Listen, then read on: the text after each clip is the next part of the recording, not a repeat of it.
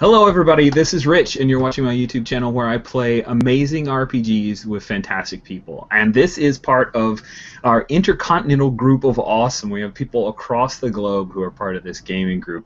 And I'm super excited to have on a full boat of people. We've got 6 players for a game of Primetime Adventures. Primetime Adventures was talked about by Will Wheaton in one of his little vlog, not a vlog, vloggy things for Geek and Sundry. You may have heard of that. It was a different book. This just recently came out of Kickstarter. I have it in my hot little hands along with my Primetime Adventures cards, which we're not going to be using because we're playing over Hangout, but they're a really cool deck of cards. And if he'd sold T-shirts, I would have totally bought them. But hey, T-shirts on Kickstarter can be problematic, so I totally respect that. It was written by Matt Wilson, and it is a game where you play a game of television drama. And I love the bit in the play the greatest TV show that never was. So that's what we're going to be doing today, and it uses playing cards instead of dice, which some people get a little leery of. But trust me with this, it's really going to be awesome. I was lucky enough to have played this game a number of times in the previous edition. I helped to play test it with the amazing Sean Nittner and Leonard Balsera, who is one of the gurus behind Evil Hat, and Sean Nittner, who is also part of Evil Hat but runs the Narrative Control podcast, and my good buddy Scott White. So we've had a lot of opportunity to play this, but this is the first time that we're playing over Hangout using Anywhere board games. Now, if you've played over Hangout and you want to know how to use playing cards, Roll20 has the ability, I've heard, but I'm not very skilled with Roll20. And Andrea is our maven on the wonderful Anywhere Board Games app, which is a free app to download within your Hangouts. We're going to be utilizing that, and I'm probably going to be screen sharing so we can look at that. We'll handle that. That's a whole lot of preamble. Now let's get into introducing the people who are going to be playing. I've got some people who are eating, so I'm going to go in reverse alphabetical order, and I'll start off with Jules. How are you doing, Jules? I'm actually eating. Oh man, I'm so sorry, Jules. Jules, with your pretty red hair, you look crazy. I can chew pretty quickly. Hi, I'm Jules. I'm really excited to be playing this. Yay, yay, yay. She's already asked about shipping, so she knows all about TV. Now, this is one of our game mavens. Yona is coming on. She's not super TV watcher, but yeah, I think you know about drama. How are you doing? I do, yeah. And you were friendly enough and explained the whole shipping thing, though, so we're not shipping actually things over. Now I know what it means. So yay, I'm excited. Yes, you need to ship hats to people in America. Yeah. And then we have Jan. How are you, Jan? I am very good, thank you very much. Very cool, very cool. And then Boodle, how are you, Boodle? Hello, I'm good. Great, Glad to calm down after moving today. Yeah, you just moved to a brand new place. It's so Yes. cool, and we may see the fireplace thing. What are those called? There we go. Fireplace? Yeah. Okay. Well. Wood burning stove. Gas stove is the brain thing. My brain was stuck on gas stove for some reason, which it is not. It is a regular fireplace. Yeah. And then we have Andrea. How are you, Andrea? I'm really good. Fantastic. Now, how many games have you played this weekend, Andrea? This weekend? Just one. Mm-hmm. This is my second game. No. What? 3. Sorry, this is my third game. Okay, please. This is my second one today. Counting is hard. And I've been buying time for the famished because he was doing some moving, eating pizza. Amazing artist that is Alex. I don't know if Alex is with us or still eating and stuffing his face. Could he be? No, there's no camera. It's just blackness, like a void. Oh, he's taking care of a baby crying. So I'm sure you'll see Alex soon enough as Thorns decide to make his presence known. All right. So what we're going to be doing today. Oh, I think Alex is standing. Double Alex all the way. Yeah, I'm here. Go take care of Thorman. It's all good. All right. So what we're going to do today is we're going to pitch a series, which means that collaboratively we're going to create the setting, the themes, and all of the major characters, which will be the player characters. I'm the producer, which is kind of like a game master, but I have slightly different expectations as a producer in Primetime Adventures versus a more conventional style of RPG. So we're gonna pitch that series, come up with a series, and go through the initial pilot, and that's what we're going to accomplish today. So the first thing that we start off with is that we're going to be creating whole cloth a television series. In that, this is a TV series. We could probably some good ideas might be to say, hey, what's the time slot? Although that's a little less meaningful in the time-shifted world that we're in, or everybody watches everything on Netflix, that kind of stuff. But what's the show setting, the trappings, the tropes? There are a lot of things that we can throw out there. So let me just kind of get the ball rolling with, does anyone have an idea for a TV series that they think would be really, really cool and compelling, or something they'd love to play in? That's sort of a big question. It is, but that's how we start. I thought we were going to break it down, like what channel do you want to Well, we can. Do you want to, what kind of channel? I worried that once I said channels, I'm like, well, do you guys even, like, we are... I want to be on Yeah. HBO so we can have lots of sex in it. I think it needs Yeah. to be HBO for It's boobs, HBO. but Any yes. objections to the HBO show? Nope. No. so Okay, good with well, that. that was really easy. I should have just stuck with you. As long as it's not Showtime. HBO's fine. Showtime, not so much. What? Showtime has shows or something? I don't know. Do At they? times. Time, yeah. Okay, so we have an HBO show. Mm-hmm. We're going to be doing 5 episodes, not counting the pilot. And so this HBO show, what is anybody have an idea for, like, a setting that would be interesting? Are we going modern day, something not modern day? I haven't got a setting, but I would like some sort of paranoia between characters.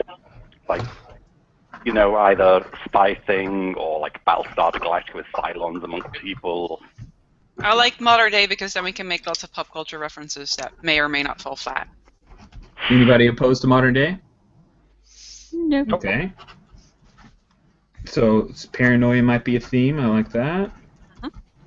Okay. Do we have anywhere in modern day we want to set this, like a place? Isn't Jacksonville the go-to place? No! This is I know, that's television, so it needs to have interesting settings. All Jacksonville has is a zoo. But we don't know that. TV makes Jacksonville You interesting. have though. a zoo? True. They're killing me.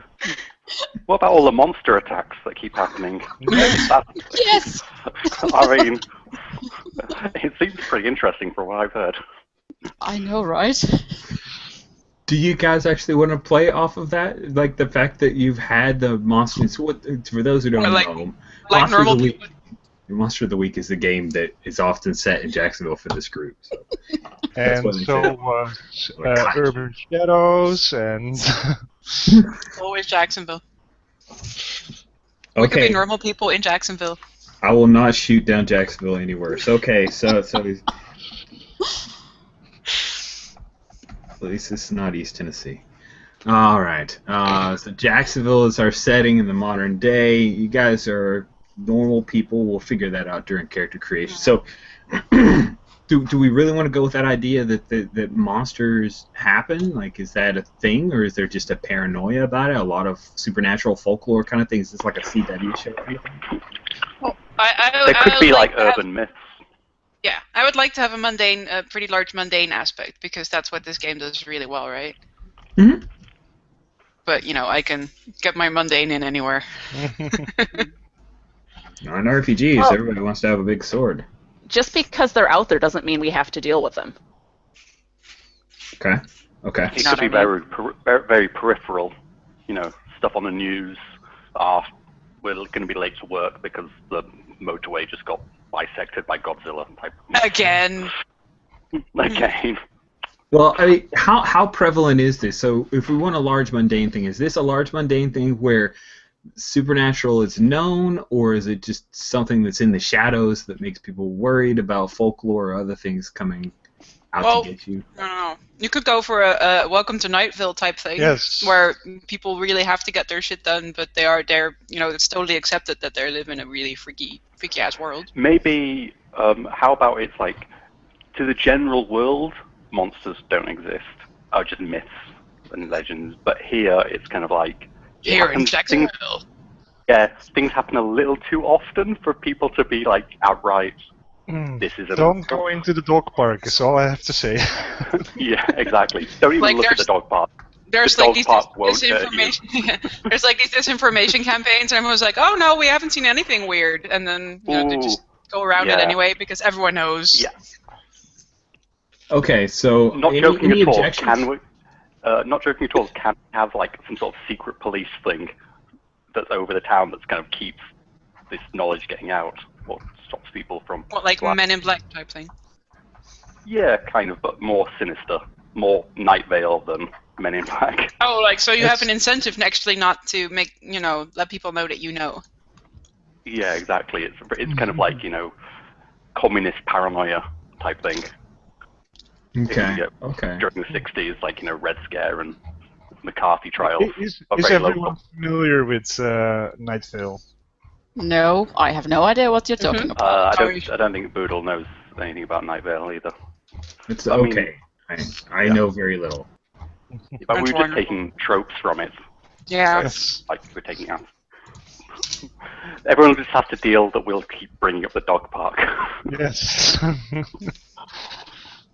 Okay, so I want to hear from Boodle and Andrea a little bit. Where are you guys at on this, and what are your thoughts on what we're talking about? It's like a spooky modern city kind of thing. Any other aspects that sound interesting to you?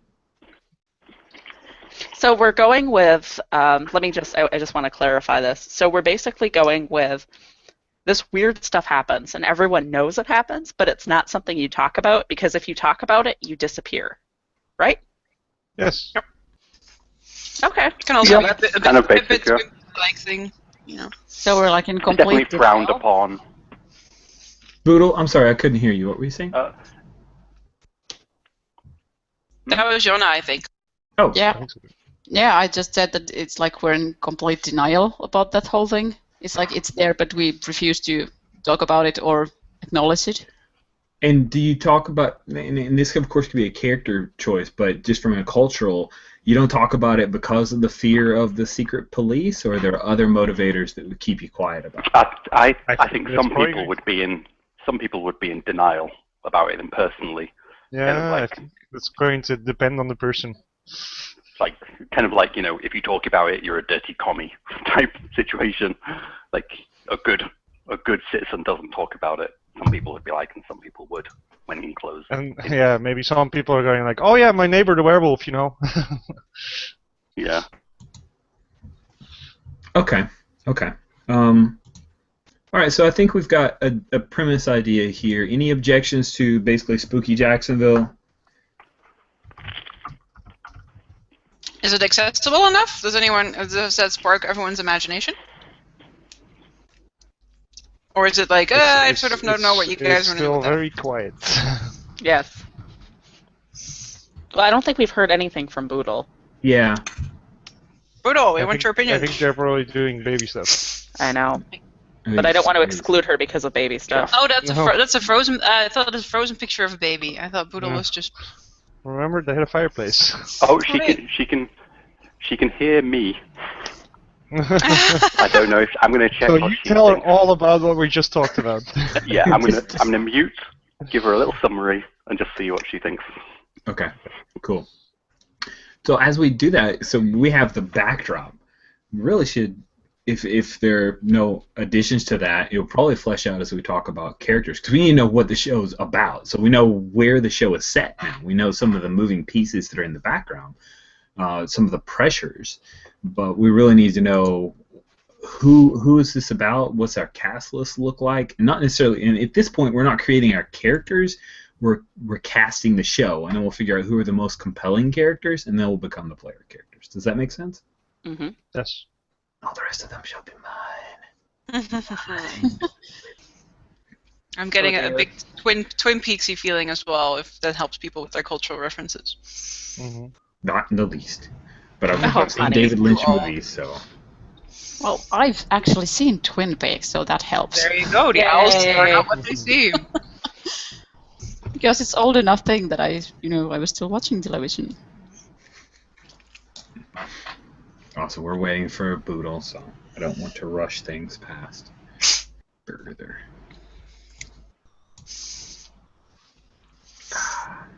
Well, we can definitely talk about what kind of story we want to tell. Right? Yeah, let's do that. So the next piece then, talking about the kind of story that we want to tell. Let's see. So we got our concept. We still need to know what the show's about. We know what is happening. So is the show about people who are just trying to live in this really kooky world? Is the show about people who are trying to connect and understand that there's a problem and try to solve it? That would sound like a nice arc, I guess, if you have these people who are usually just trying to survive in this really kooky world, but somehow they stumble upon this thing that they have to solve. Yeah. Then you can have lots of exposition and you can have a overarching storyline. Okay, so then the premise of the show is that there's a lot of supernatural stuff going on, and these normal people. And we try to ignore all this weird stuff as much as Really possible normal people? because we have to get to work in time. Okay, and so the premise is that you're building a network of people who accept it. Are you fighting back? Are you trying to understand it? I guess that's where I'm still a little puzzled. Well, I think with Alex's paranoia thing, and kind of what Jules was saying, we're normal people to start with, but something happens where we basically have to work together. I'm getting with that. I'm getting a bit of a V. Oh vibe. yeah, wow. There's aliens among us, or aliens or whatever, and maybe we're even one of them, but who knows? Oh, you don't Okay, actually so- know. If you something. What's that? Or you don't actually know. Or you don't actually know, yeah. Okay. All right, interesting. I think we've got some good frameworks here, and I think we have a bit of a premise. So the premise then is that in a world, the supernatural is on the periphery. That's where we're at, and 6 normal people come together. That kind of thing. Okay, good. I think we've got some stuff kicking there. Awesome. All We right, need that trader before next session, though. Yes. Why do we have to have a trader? Yeah, that's awesome. No. We do. And it's Sienna, because then she's not going to be here next week. All right, so... No, it's okay. We'll be killing your doppelganger twin, and then you show up again. We're like, what? What? Dun, dun, dun. Okay, we talked about it being on HBO, which means this is TVMA, right? We wanted some sax and some violins. What is MA? Mature. Oh. Intended for mature audiences. Okay, This I'm mature. shows contain explicit sexual or violent content. South Park and Justified to have this rating. Woo. And we're talking about HBO, so it's definitely a TVMA situation. Yes. Cool. Okay. Game of Thrones and such. Yes. So let's talk about a cast list at this point, and then we may end up going back and filling in other aspects of the overall setting as we talk about the people, because we need to have them, like, where's this going to be set in Jacksonville? I imagine, we need to have a connection between the 6 characters. It could be something like where you all live in the same general area. Maybe you all work in the same area. You congregate to one particular organization. You all know each other through college or the like. What connection feels right? Because that's going to be the glue that helps us create. I kind of like work because we keep bringing that up. Okay. That's true, because it's so mundane. Yeah. I like it too. I quite like the kind of suburbs, like Stepford Cuckoos type, Americana with something sinister beneath. Okay, so we got 2 different things. We got the suggestion for people who live in the same suburb. We got a suggestion people all work together. Which feels more grabby? I think maybe. I like work. I like work too, yeah. Because it gives more inspiration for stuff that you can do, I think. Otherwise, Alright. you're just watering the lawn. Listen, that could be spooky. But True I story. don't know. I feel like there should be. It doesn't necessarily have to be a cast member, but there should be one external person who's like new to Jacksonville and is trying to figure out what the fuck is going on here. And he's getting he or she's getting stonewalled everywhere. That's great. Yeah, Yeah, I'm let's write that totally down. So worth we have the newly arrived. So we have a newly arrived person. Who's really curious and will The likely be Martin dead Freeman, in a session basically. unless people help him out or her out. Cool. I like that. It's a great idea for a say. So I'm going to suggest, just so we can kind of start to form up around the workplace, is going to be downtown, right? It's going to be like an office type building. We'll figure out what you guys do. Maybe you're like a ad firm, or you're just like a bunch of drones. Ooh, drones are kind of spooky. Like.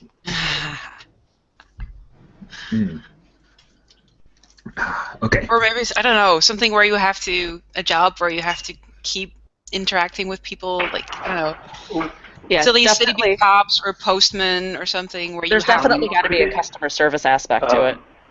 Could it be like we do paperwork, and there's like, but we don't know what it's really for, and there's like whole floors of the building we have no idea what they're for. But then we're inside all day though. Well, no, it could be so like you have those, you have to fill out form TA120, and they bring that in, and you're like, okay, this has not been completed. You don't have a SN37 attached. Where's your SN37? Well, And there's, that's like, that's the mundane. meetings, and then there's the canteen. So is this an office? Is this an office drama, or is that just the thing that draws the connection between all the characters, that you happen to see each other at work? We don't have a whole lot of scenes of you doing the work. It's just a background thing, or do we want the work to be part of the conversation or part of the scenes? Does that make sense? Something sinister Right. with it. Or is that is that company actually running the town, like Wolfram and Hart type mega corporation that we're all part of and we don't know about, or something like that? Hmm. You know what I mean? Hospital or something. Mm-hmm. Ooh. Also nice. Ooh, could be private quite We're hospital. giving a hospital that drama, though. you guys. Yeah, and there's quite a How lot about a of private different hospital that jobs in hospital. Because You can have. I really like that, Me too. because I like then you've private. got a whole lot of people moving in and out of the place. You've got wounds that it could be supernatural, and I think that's a great Yeah. idea, Boodle. Yep. yeah. Awesome. Cool. Okay. Are we going with you guys work at a hospital then? I like it. Yeah. Yes. Good. There's also lots of variety in jobs, so we don't have to do Yeah. the same. Mm. Oh, and strata, Janitor. different classes too. You can have people who are just Yeah. orderlies versus doctors versus And you can have like nurses. you can have a wing of the building that just like some people just can't go in. Like maybe one character has Yeah.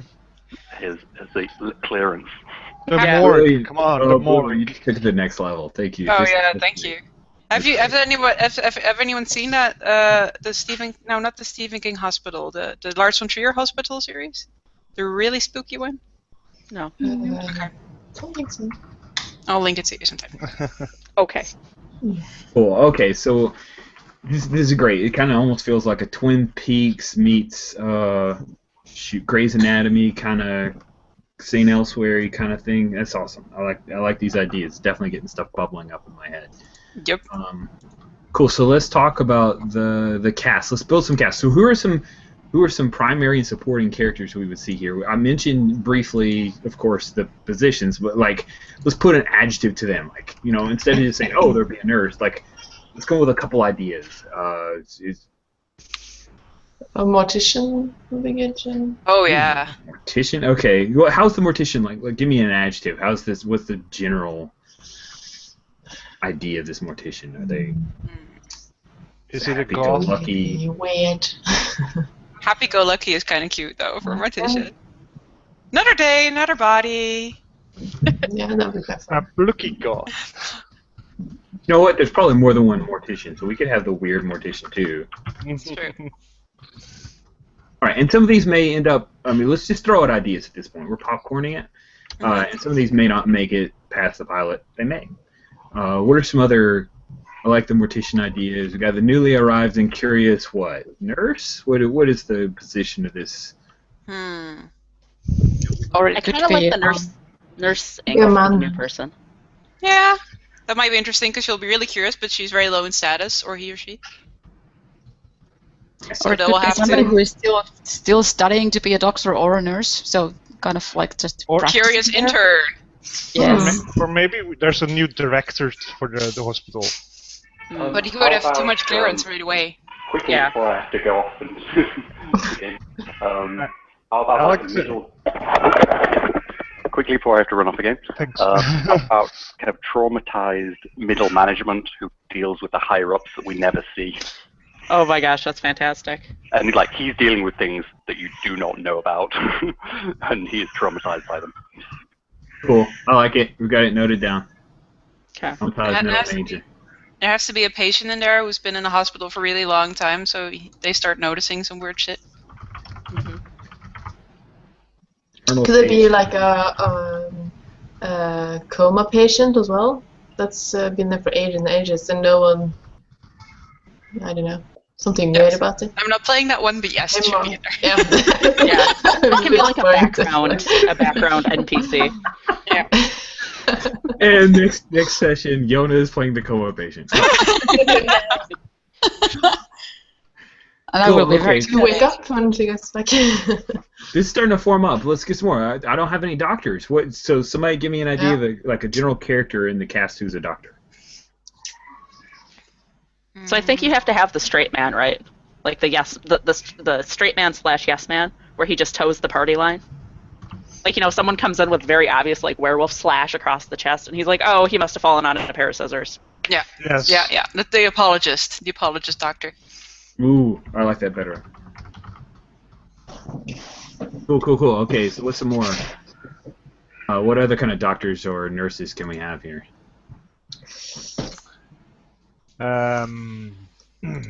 The alcoholic brain surgeon.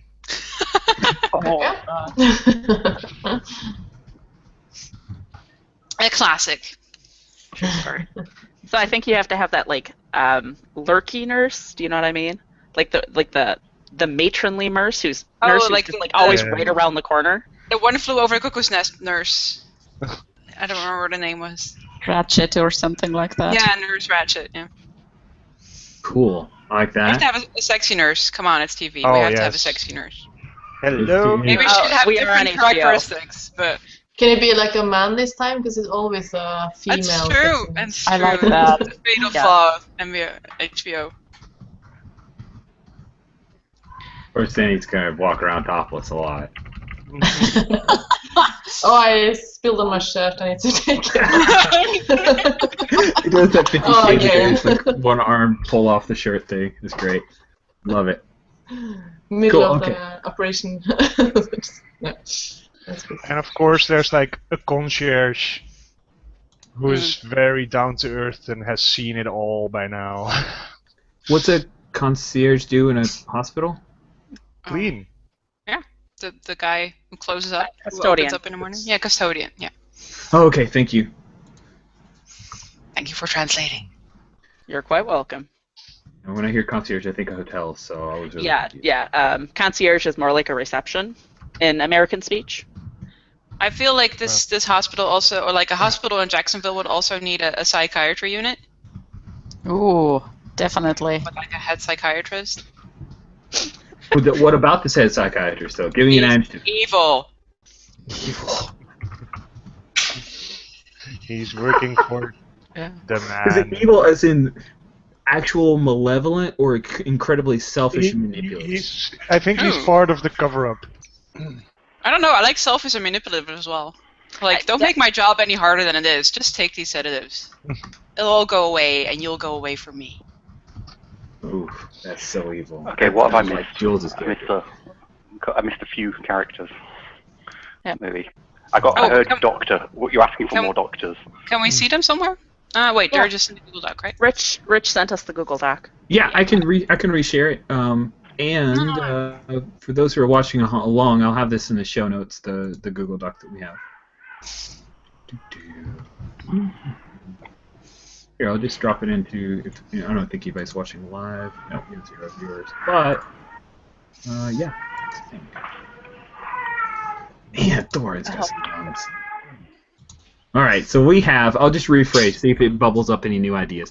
The newly arrived and curious intern, the happy-go-lucky mortician, the weird mortician, a new director for the hospital, the traumatized middle manager who has to deal with the upper aspects Echelon. of, the upper echelon, thank you. The eternal patient who notices stuff, the coma patient who's been around forever, the apologist doctor, the alcoholic brain surgeon, the matronly lurky nurse, the sexy nail nurse, the custodian or concierge who cleans up all this crap, the selfish and manipulative head psych doctor. Those are some good cliches. And How about somebody who would, if anyone kind of mentioned something about the supernatural, they would tell on them straight away? Getting your paranoia in there. Yeah. Rat thing. What position is this? I mean, Orderly? in my head, it's just the kind of the little old lady in the neighborhood type person. Like, that's just what comes to mind. Well, also, But, I mean, like we're only making characters trophy. now, but the objective was to solve something together, or that we could get together to solve something that could just as easily been a murder in the hospital, and we don't know who the killer is, or something like that. So you can still, thinking of the paranoia, we can put it in there later as well. Good point. Cool. Okay. So this rat fink, which is a narc or a person who's a tattletale, what position do they hold? Are they like an orderly? They can never always see things. I can't imagine that they would have some sort. They wouldn't be high up, but they would have some sort of control of something. So like they have control over the canteen or something, just something where they can just like a lunch lady? petty. They're not higher up in any way, but they have control of something. The canteen lady. Yeah. They're always evil. Yeah, you have to be quiet when you're talking about stuff in the canteen, otherwise. She's always like nearby cleaning things, like cleaning the table, trying to listen in. Cool. All right. Unless anybody has stuff that's really jumping up to them, I think we've got enough to start with, and then we can of course add cast members as we go. I'm still thinking about a baby ward. What? The baby ward. Oh. Not sure if we want to. So who in the baby ward calls to you? I mean, that could easily just be like a setting place. Is there a cast member that you see in the baby ward? No, I was thinking more of a setting place. Okay, that's perfectly fine. Okay. Any other characters? And if we think of something as we're going, we can go back. But I want to keep moving forward. So I just missed the last little bit of what the baby ward character was. We didn't have That a wasn't character the for it. It's just a location. Okay. There's going to be a baby ward. We need a bit more doctors, but we can get those. Yeah. It will come up. Even though I've just got a baby, the first thing that comes to mind when we say baby ward is something. There's going to be something really sinister going on there. Oh. I've been trained by years of horror movies. There's something fucked up going on in the baby ward. Well, okay. obviously, some of them are alien since we have the fee thing going, you know. Alien cloning or Just put your baby in the Something Oh, by the way, fine. the coma patient, if they're recently woken up, could it be like the person who's been there for ages, who is actually the coma patient who's just woken up, and they have like no memory, and they don't know. So it's kind of like have they been experimented on in their coma, or are they still human? Were they human before? Were they created here? Okay. Where's the paperwork? That's kind of cool. Could be a lead character. I'm going to throw in Even the another old coma one. patient that maybe that amnesiac person knows but doesn't know why, and they can't tell why because they're still in a coma. Oh. Hmm. It would be So, very bad in this place to have like short-term a- amnesia. Yeah, a counselor a sinister counselor who's there to treat people coming out of long-term, who's like a psychiatrist person. Is that We not already this- have that one. Yeah. That's the head Oh, of the selfish and kind of evil head of psychiatry. Oh, okay. We're good. You guys Good definitely choice. hit that one. Yeah. All right. Here is the point where I want to talk about that cast list and see who wants to play some of these characters. So, creating a character in Primetime Adventures is really fun and, in my opinion, like easy because it's a thing that you end up doing whenever you're creating a regular RPG character, but it's the heart of this deck. You don't have all this cruft and all other stuff that you're doing to get yourself to the thing. But it can also be challenging in that you don't have a bunch of stats to help you build the idea of who the character is. So a character within Primetime Adventures, you start with an issue. And then the issue is what that character is struggling with and trying to deal with. And it's important because when we have issues that where you have a high spotlight presence, and we'll talk about that in a moment, what that means, we're really trying to drive the plot around your particular character's issue. Now, when I say issue, of course, that's pretty generic. So let me throw out some examples of issues. So some pretty broad and common issues to consider when choosing one for your protagonist is straight from page 36: anger, anxiety, doubt, guilt, grief, or self-criticism. So some examples. So for anger, if you've ever watched How to Get Away with Murder, the character of Annalise, other characters that are extremely angry. There are a lot of characters on Walking Dead who are really angry. Like right now, Sasha in Season 5 is super duper angry. Anxiety on Agents of S.H.I.E.L.D., Fitz from Fitz and Simmons. There's some other characters that are listed that I don't know the shows, like I never watched Ugly Betty and I don't watch Suits. So other anxious characters. So does this make sense when I'm talking about issues? What it means is what your character struggles to overcome. So guilt could be, I have guilt over being a survivor from a bunch of other people who died. Grief could be, I lost someone recently and I'm trying to deal with that, like Buffy in Season 6. Self-criticism, it could be that nebbish person who's constantly trying to come out of their shell but feels really worried about it. So think about those issues and look at the cast list and say, hey, this person is interesting to me, then I want to grab them, and then we'll figure out issues for those characters. So take a look at our cast list. Again, newly arrived and curious intern, happy-go-lucky mortician, weird mortician, new director for the hospital, traumatized middle manager who's administrator, eternal patient who notices stuff, amnesiac coma patient who just woke up, apologist doctor, alcoholic brain surgeon, the matronly and lurking nurse, like Nurse Cratchit, custodian or concierge who cleans up all this mess, the selfish and manipulative head psych doctor, the rat-fink lunch lady or canteen lady, the sexy male nurse. I love that he's just the sexy male nurse. Like, he has no issues to deal with. He's just taking his shirt off. And coma patient, character, really. He just takes his shirt off. I just want people to take me seriously. And the coma patient who's still in a coma, probably not a character to be played. There's so many good ones. It's hard to pick. I know. It's a lot of I interesting kind of like the newly arrived and curious intern or the happy-go-lucky mortician. I like the psych doctor or the sexy male nurse. Very different characters.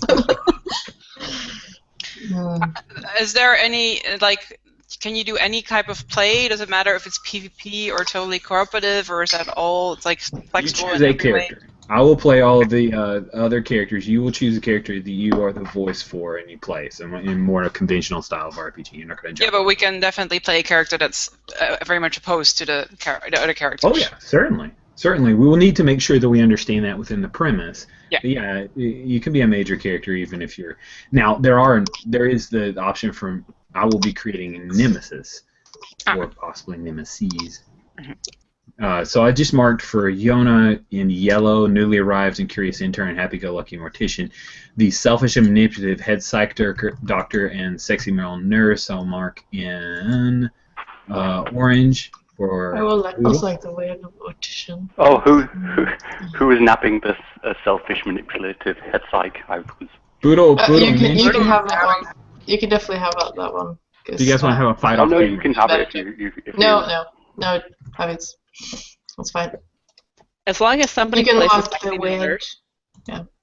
Yeah, I really want to do that one actually. Which one? The sexy male nurse. I will go with the intern, and I will be the intern of whichever you guys will pick something that it makes sense to be. So I will be just following you guys around and asking a lot of questions. I think my top choices are manipulative psych guy and traumatized middle management who's having to deal with who knows what.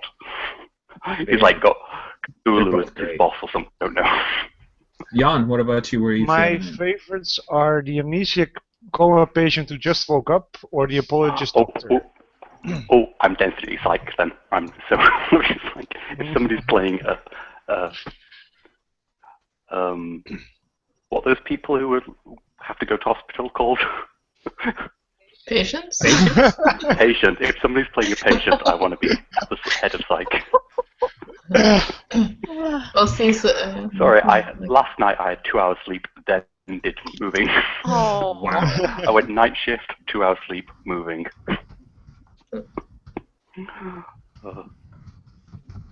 Yeah, patient. That's the word. Okay, so I've got selfish and manipulative psychiatrist for Alex. Andrea, where are you at? You're quiet. I know. That's because I don't like to pick things first. Well, Cool. it's on you. Swallow, it's on you. What are you interested in? Oh God. I kind of like the happy-go-lucky mortician. Okay. Kind of where I'm leaning. What's the girl on NCIS? What's her Abby. name? Yeah. Oh, I Abby. love her. She's the best thing. Again, old enough series that I actually do know that. Jules. Which of the I've only seen a few of that series of TV shows. Is that the one that's the one that's got all the tattoos and piercings? Yes. Yes. Okay, cool. She's the little goth girl. She's very amusing. Smart. Super smart. Jules. Let's see. Because we already have one person who can offer a lot of opposition. We have one person who's very curious, so will offer a lot of stimulus in the other way. There's 2 people who are sort of neutral. What are you thinking, Jan? Well,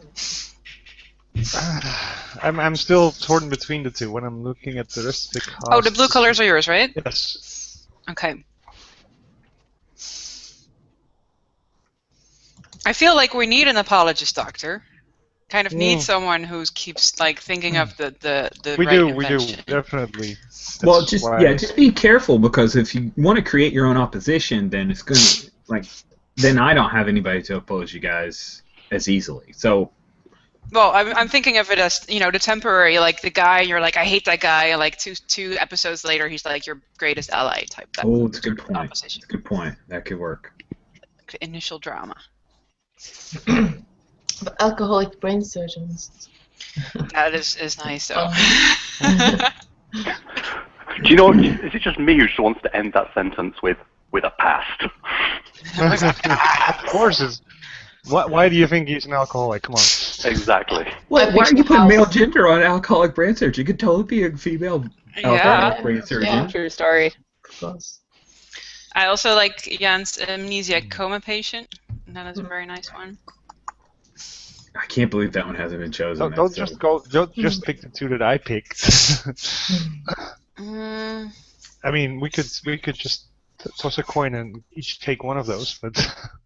True, but you're better at thinking of really crack shit explanations for really weird stuff. Although maybe I should try that.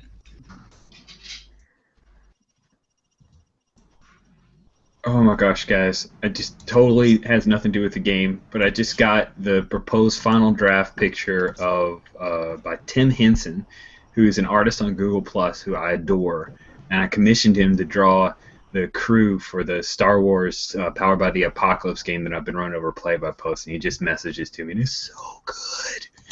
Guys, Nice. it's so good. It's a Bothan and a Ratataki and a Kashiri and Will it be getting posted up on Google Oh yeah. at some point? Yeah. I'll pick the other blue choice that you're not picking, Jan, because those are the two coolest. But I can do either one of those. Do we All right, flip so coins? Which You one? know, Do you you, do gotta you have choose, a preference so. between those two? I would have a slight preference for the amnesiac coma patient. Okay, then But I'll if be you the want to fourth. play against type, I can also do That's that. Okay. So I am thinking that I should be the intern for Jan's character or Andrea's character. Which one of you guys want me? Ooh. I would say Jan's character. Because Yeah. you're so curious, and Jan's character would be like, no, what do you want? This is normal. It's fine. Yeah, and I would love to have you, but unfortunately, I think it's not going to be conflict generating. Okay. That We is. like our conflict. Oh wow! So to restate, Alex is playing the selfish and manipulative psych director. Andrea is playing the happy-go-lucky mortician. So Boodle is playing the sexy male nurse. I love it, Boodle. That's so great. Whoa! Jan is playing the apologist doctor. Yana is playing the newly arrived. I can't spell the word curious. Curious We'll fix it for intern you. Fix it in to post. Jan's character. And then Jules is playing the amnesiac coma patient who just woke up. Yep. That is amazing. I really feel like we're going to be playing a little bit with time with the amnesiac, like potential flashbacks as we go. Yeah. This is great. Since Okay. I'm the nurse, I'll be tending to the patients and That's true. Oh, we Actually, totally no. see scenes there. Oh my SpongeBob. goodness.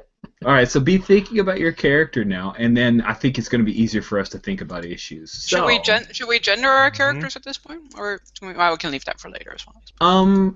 I think that's a part of the process at this point, Yeah. right? Yeah, I think it makes sense. I think my apologist doctor has grief. That's an issue. We can also do issues. Yeah, that's where we're at. Yep. We're to Okay. we're to issues. Sorry. Like I think he lost someone. He lost his wife, maybe, and he's in denial ever since. I will pick doubt. My character is in a long-term relationship, but lately she's started to think that maybe she's not into men anymore. She actually notices that she's kind of eyeballing all the women around, and she's kind of having a crisis. That's fantastic. Great HBO material. Exactly.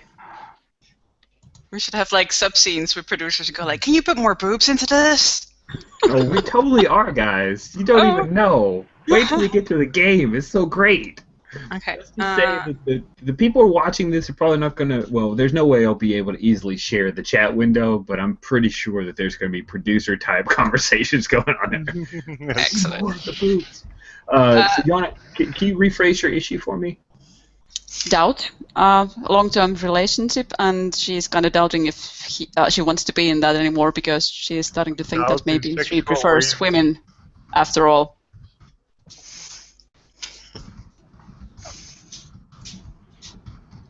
Neat. Okay, so let's, Andrea, where are you feeling for? And I'm trying to think of a good way to sum it up, because words, me and words, it's not good. You already wrote like a Okay, huge just- character just- background. Just talk happened. and Or sing. we'll try to So I put it think in. you're trying to shorten it for me. I appreciate that. So I think her main motivator, maybe the best word is fear, because I mean she's the mortician. Like she's seen how dark and twisted this stuff gets, and so her happy-go-lucky attitude is all just an act. Because if she pretends that nothing is wrong, then nothing's wrong. That's awesome. But what's her issue then? Is her issue the anxiety then? Yeah, let's go with anxiety. That's better. Words are so hard. No, I mean, I heard what you're saying, though. You were expressing yourself. It's all a clever facade.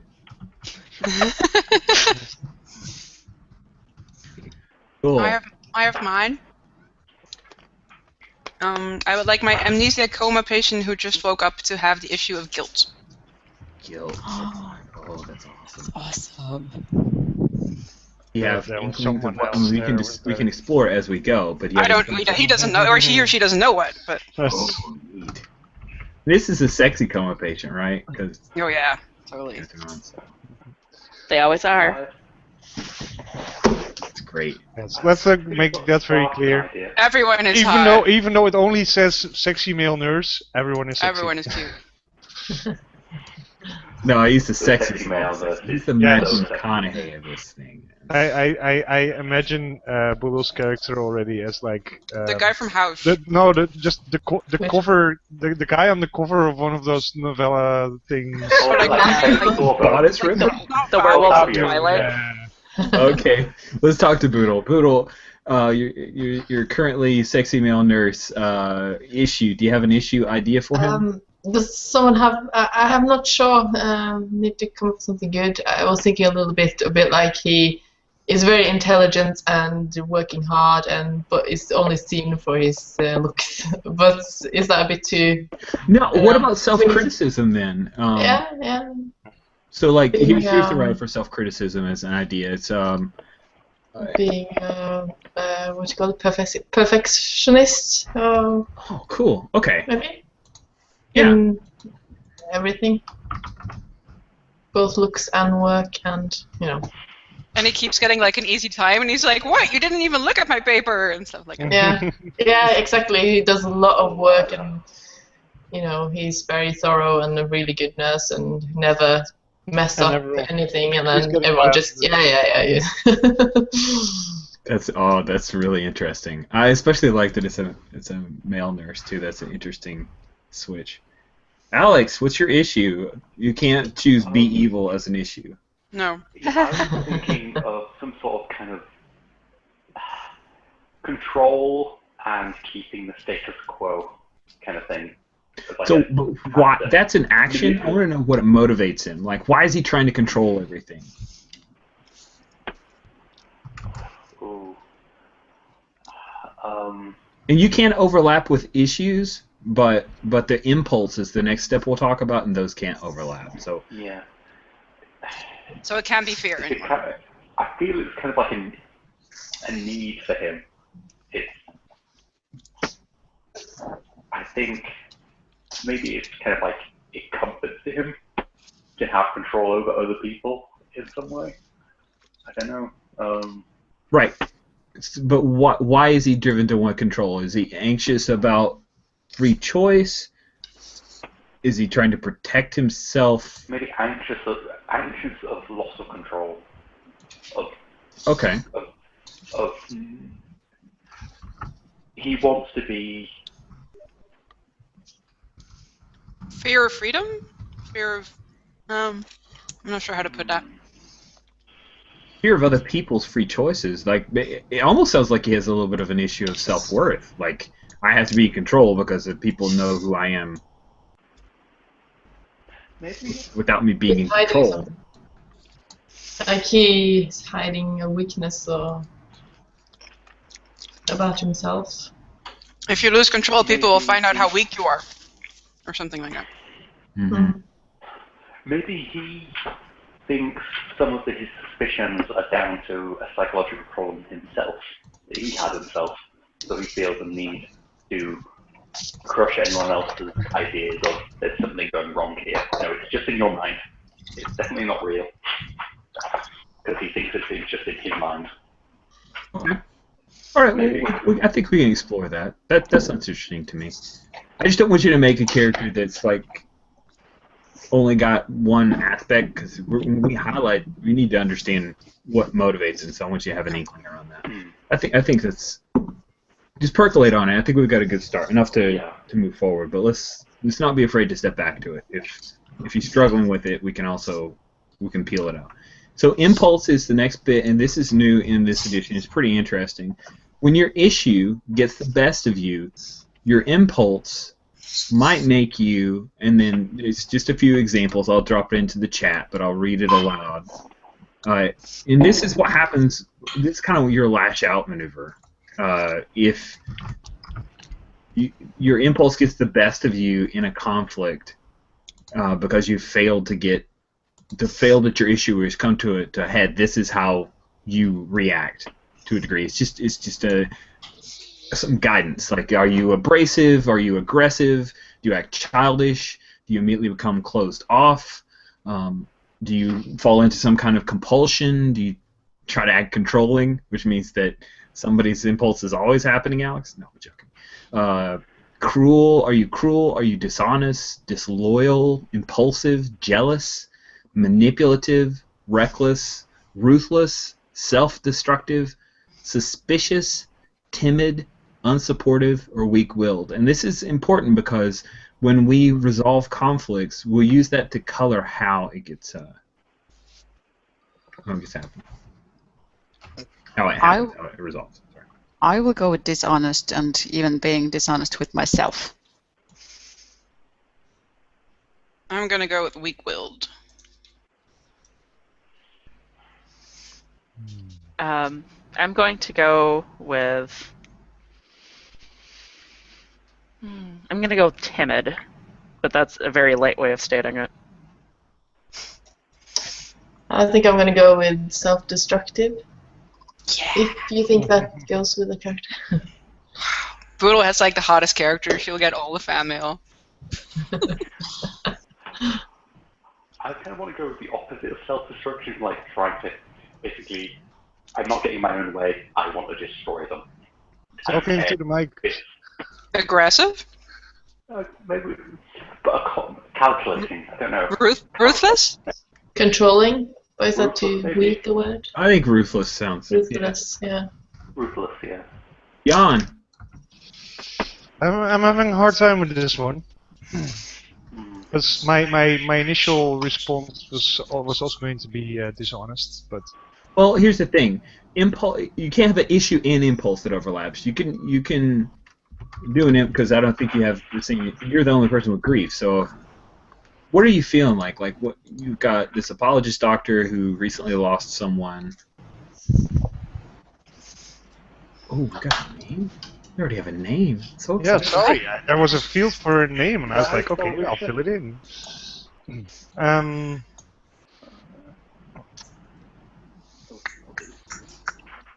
Suspicious. I don't know. I'm having a hard time with this one. Well, his grief is his issue. When he has Yes. problems dealing with that grief, what does he tend to do that's probably not the healthiest way to react? I'm sorry, you said Nathan, so I am using a male gender. You put Yes. Nathan in there, so I'm assuming it's a guy. It's he. Okay. I think anger. Anger? Cool. Okay. If you come back to it and want to flip it, that's okay too, but I think it's good to... Alright, so we have Caitlin Lockwood. Oh, that's such a TV name. Good job, you. It's like Story Games Name Project TV name. Oh, Doctor just something call myself. Lucius. Oh, no.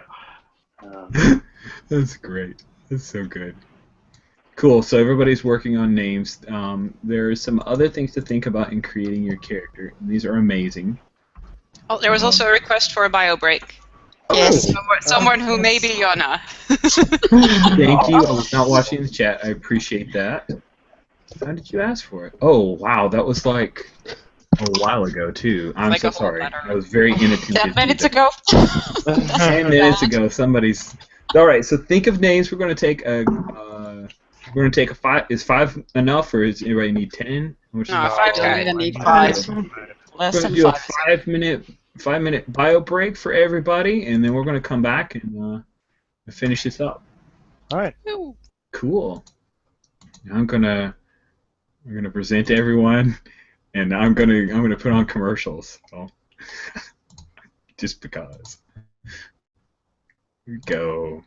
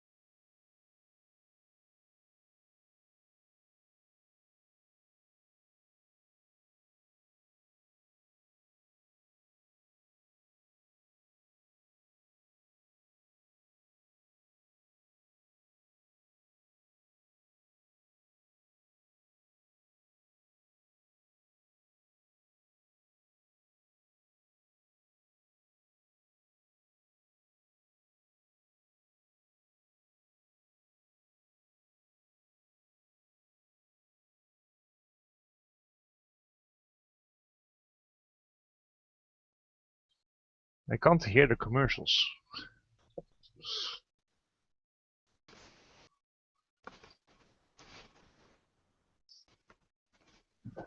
But they look amazing. The hair looks amazing. Well, I came back and the commercial that was on there was just like a big mouth, and that was it, just the mouth, and I was like, it was very strange. Oh, those look good. Yes. I What, may they be don't starving make to them death. anymore?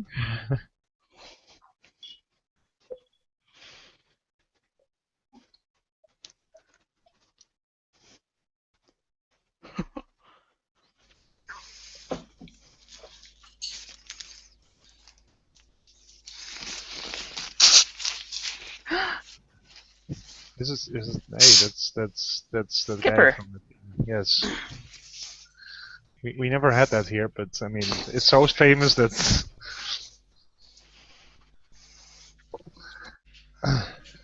I don't think Rich is going to run out of commercials anytime soon. no, it doesn't look. Oh, 20 minutes of commercials.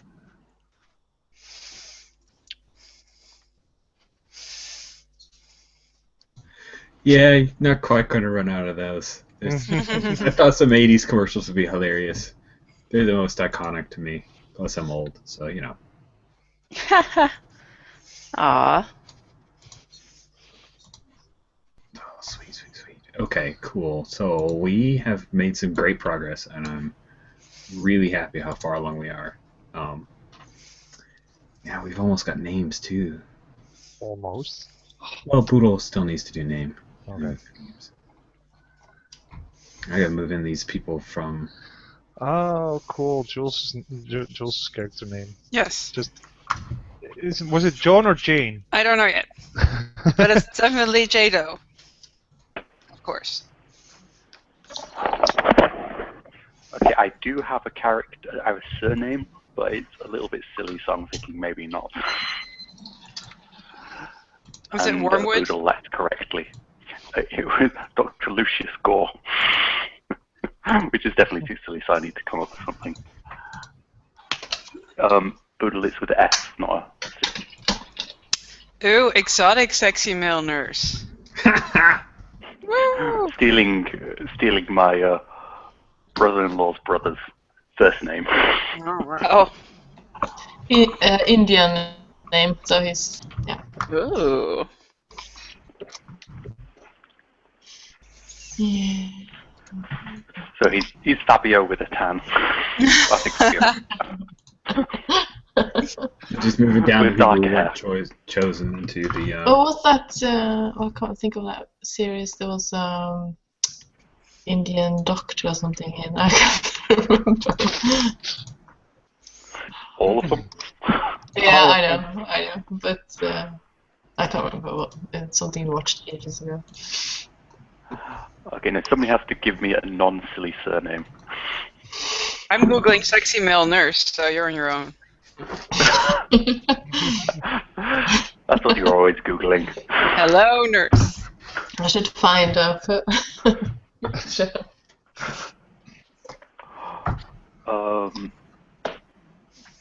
I kind of like some sort of Eastern European surname. Eastern European. Okay, I'm in the story game names book. I know there's. Oh, thank you. Sinister Eastern European. I have some Polish colleagues. Maybe I can give you one of their names. Who's the most sinister? Quickly. But see, the thing Either is, all of them or you know one of them. Oh, I Marcus. I could tell you cheats, but then you'd like Yeah, we don't want to do that. wouldn't know how to write it. Ooh, I searched sexy Indian male nurse. Meseros, which is Hungarian for. Did you have safe search on? yeah, there's not, but yeah, it's not weird. Nothing bad, actually. So. We weren't expecting anything bad. I'm just... It's not all of them are actually good looking. By the way, what happened to your camera, Alex? The computer that was running smoothly decided it still has heating problems. So I switched to iPad, and for some reason it won't have the camera on. But I could go and steal. Boodle, is your You can drop out iPad and come back charged in. up? Sometimes fixes stuff. Sorry, my iPad? Yeah, is your iPad charged? Yes. Recharged? I'm using Okay, it don't take for that in and log in. searching. Okay, I'm going to log out. I'm going to hang up, and then I'm going to jump onto Boodle's iPad because hers is newer and maybe Which I won't. need to find. She needs it. You don't need it. Pictures. Yeah, someone needs to rescue me out of sexy male nurse Google void. Look, Because I'll I'm- just go for sexy female nurse Because then. I'm stuck and, here I now. actually found a Yeah. photo here. I can... All right, so I guess I let's, don't add the female then. let's continue forward. People who are googling things that may or may not be appropriate to helping out with the game. And Very, hey, very helpful. yes, there's a lot of sexy I female should nurses. actually find something topless, but I... Topless, sexy Indian Really, nurse. you don't need the picture right now. You can, Oh, no, It's okay. essential. All right. Fine. Fine. What's next, Rich? We're, All right, we're over our Googling. Yay, I am glad to hear that. And so we have impulse and issues. Thank you very much for working hard on that. Next, we're going to talk about screen presence. So screen presence is really cool because it mechanizes the idea of how a TV show, in particular episodes, will focus on, highlight certain characters.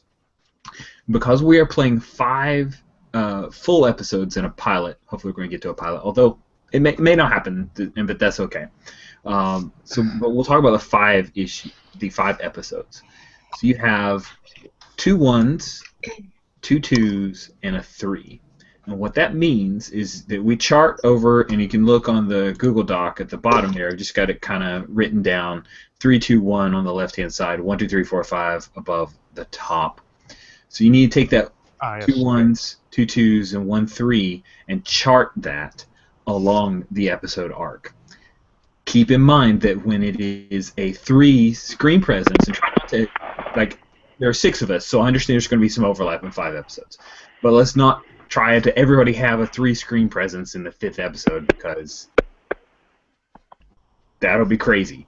So what it means is that if you have, the higher your screen presence, the more your issue is featured and the more narrative power that you have. Because the way that we resolve conflicts is that when you're in the scene and you're going for something, you're conflicting for something, then you get that number of cards per your screen presence. And there are other ways to get cards, but primarily it also influences how I try to and how everybody else should try to react around your character's issues' importance within the particular episode.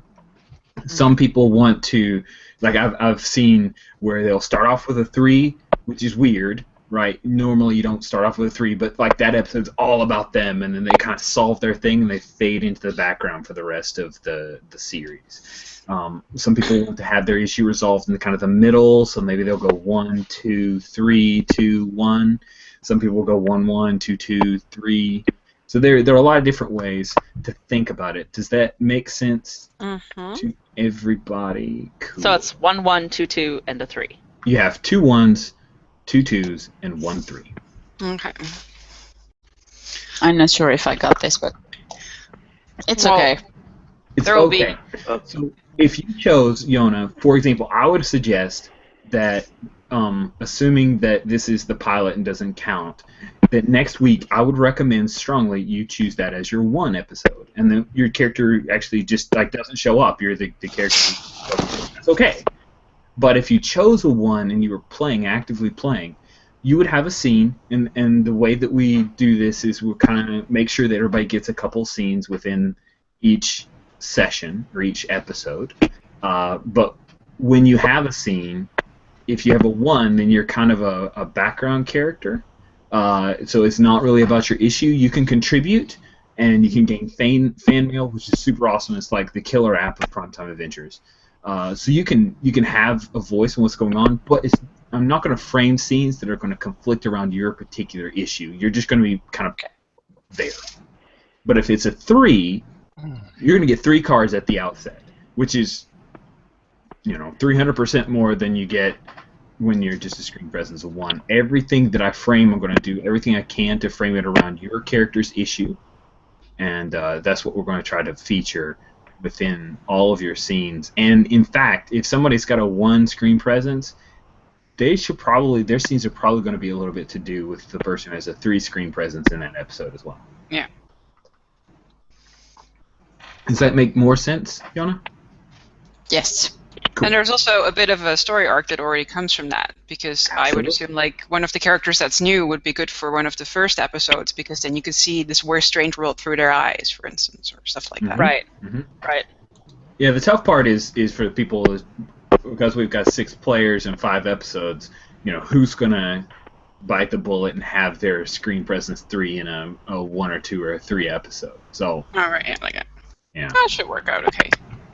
Yep. I would like to call one of the back episodes, because story-wise, it makes more sense for my character. Sure.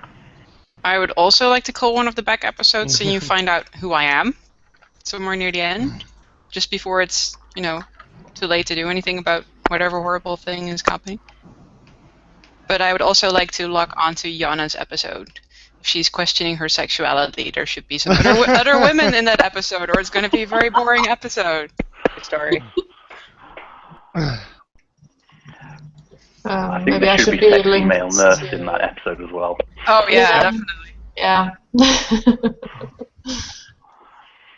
Now, it doesn't mean that the male nurse would not be in the scenes. It just means it's not necessarily about their issue.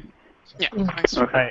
I think my arc is going to be somewhat like something like a 2-1, 3-2-1 or something like that. Like I will probably be very much in denial, but like in the first episode be very much in conflict with the other characters. And then by the 3rd episode or something like that, I will actually be confronted with, I can't deny it anymore, or something like that. Hey, Alex, we're getting a lot of clicking on your side. You're making a weird thumping noise. Yeah. There was some noise from downstairs of Boodle opening the fireplace. Is it still happening? Hmm. Yeah, just it seems to be coming from your mic, actually, but... There it was. Well, I clicked it. Do you want me to go out and come back in? No, you're Could fine try now. the- Oh, okay. Weird. Just don't move and don't talk, and you're fine. Perfectly still. Gotcha. Wait, you're Sorry. moving. Okay, good. All right. So Jan, you were talking about like a 3-2-1. So you're doing like a yeah, middle. like 2-1, 3-1-2 or whatever, something like that. All right, do it. Do it. I think. So Okay. 2-1. So I gotta find you. Where do we write these down? Oh, there's a screen presence per episode down around row 55. If you can. But there's only 3 rows. That's right. So you would write. So for example, Jan's character is. I'm named going- Oh, Dr. 3, 2, 1, yeah. Sanders. I So got it. he would go yes, I'll Dr. do- Sanders. I'll- 2-1. Also, typing.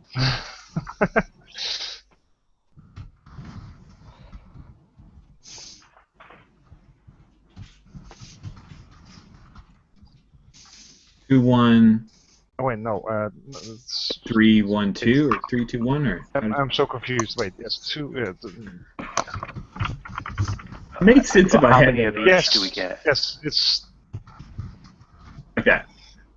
How many 3s do we get, and how many? One. You get 1 where you're the 3. Okay, yeah, makes sense. So should I pick my 3 on the same as Jules? Yeah, just add your name.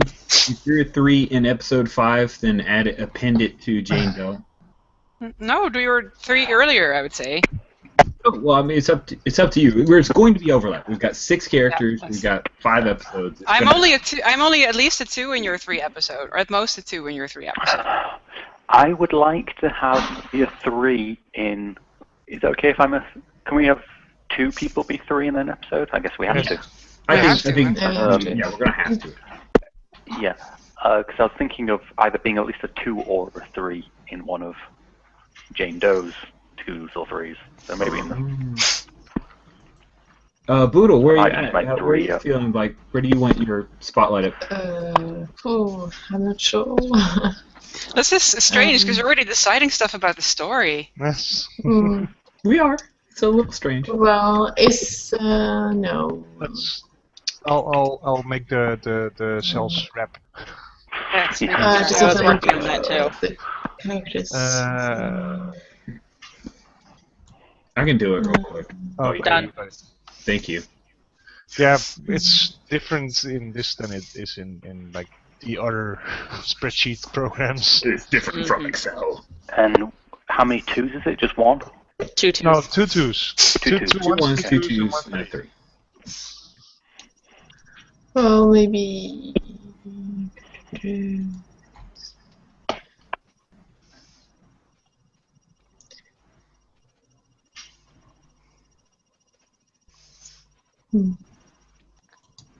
I don't know. Well, I find it like the way I've done it when I create a character was I try to figure out when I want to be the spotlight, and sometimes I choose it based on the episode. Sometimes I've chosen it based on nobody else is going to be a spotlight here, so I'll just work myself around that. So I think it would probably be good for somebody to choose episode 1 or 2 to be their spotlight episode. And I know it's kind of weird, but we can make it work. It's gonna be awesome. think it also makes sense to have Jane Doe as, Yes, that's the first one, highest right? spotlight in the first episode. Yeah, I was really thinking that too. Because that is like everything where is you new. get introduced to the series. Yes, so And I can be maybe, the Arthur. I can be the Arthur Dent that people can. Exactly. I can be have a number 2. Cool. If that's possible then. All right, so VV's into.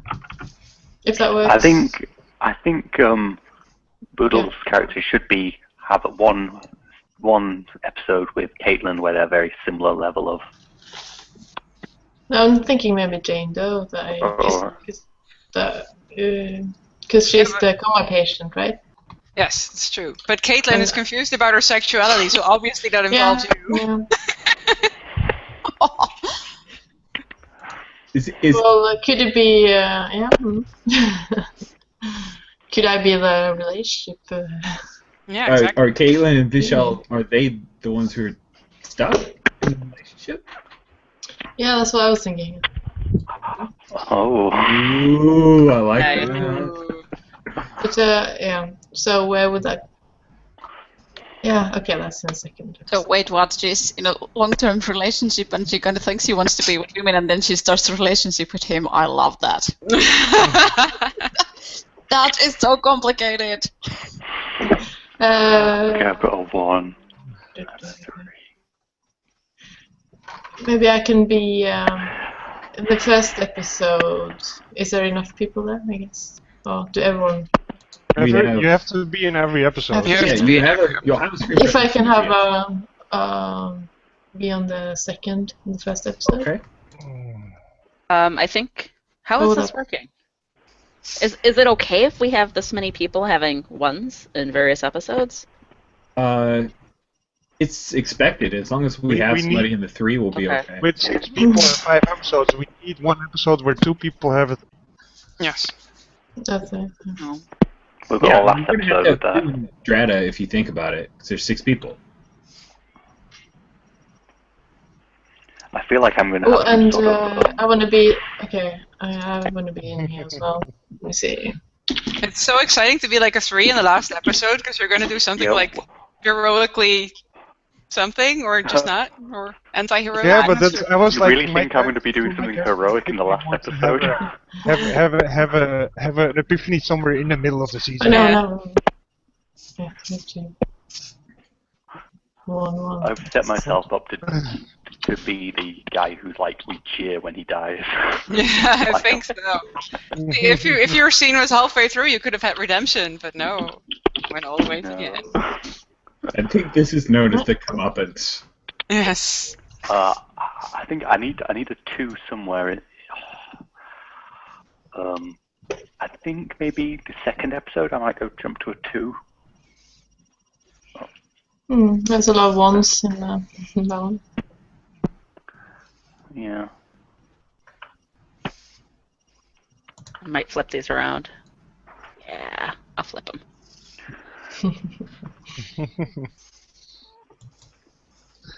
I can see that it gets harder as more people fill it in. I'm happy that I just went like, okay, so 2, 1, 3, Yeah.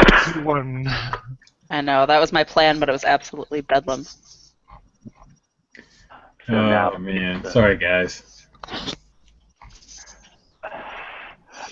I think I can't go a 2 in episode 4 because there's so many 2s already. That's a good one. Yeah, that's true. Episode fall 4 is back a all bit the on build episode up. 4. We're just like touching on everybody's issues. It's old to new them all. Yeah. Yeah. If you want, I could switch my 4 and 5 around if you wanted to.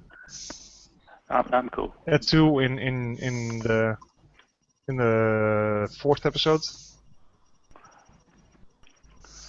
which means that we'll have 3 2s in the 5th episode. Well, but I can go down 1 in the 5th episode. I just need to be in the 4th. Yeah, that's why I put Kenzie in the 4th too, because of Caitlin. Yes, exactly.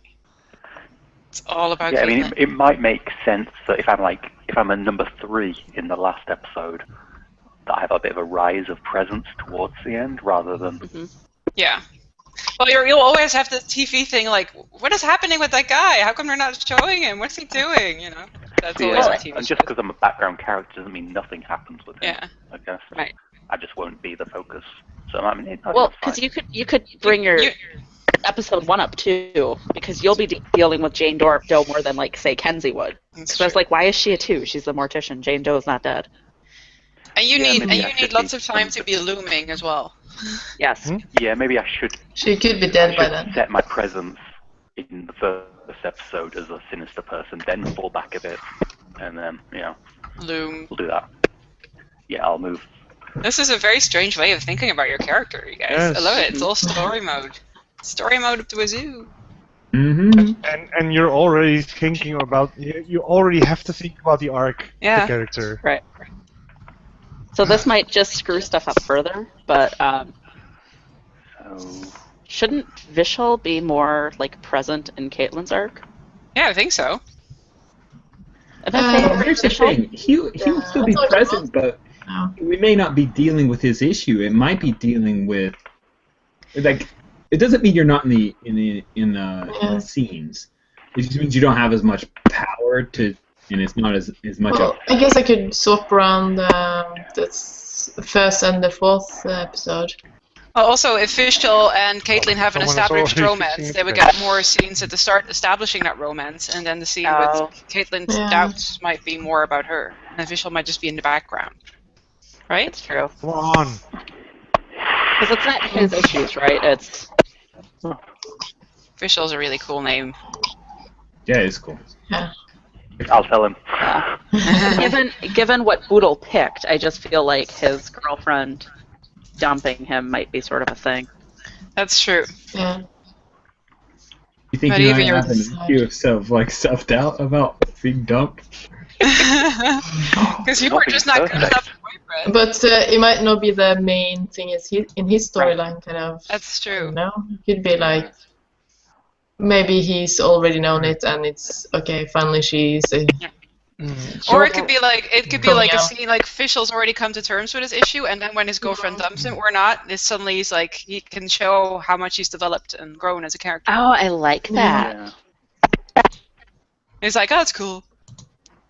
Yeah. How does my? Oh, wait a second! I've disappeared from the first episode. What? Somebody Sorry, deleted me there out was a of the first- budget. There was a budget meeting, and we just, I was at number 2. I put myself to 2 in the first episode. Okay. I can post. I've got it ready to paste in, so I can do that.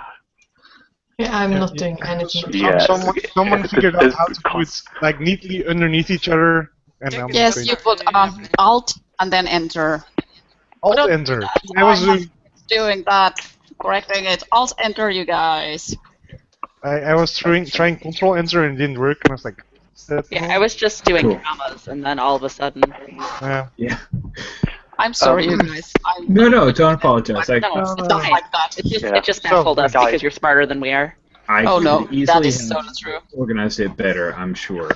We have a lot of one since episode 2.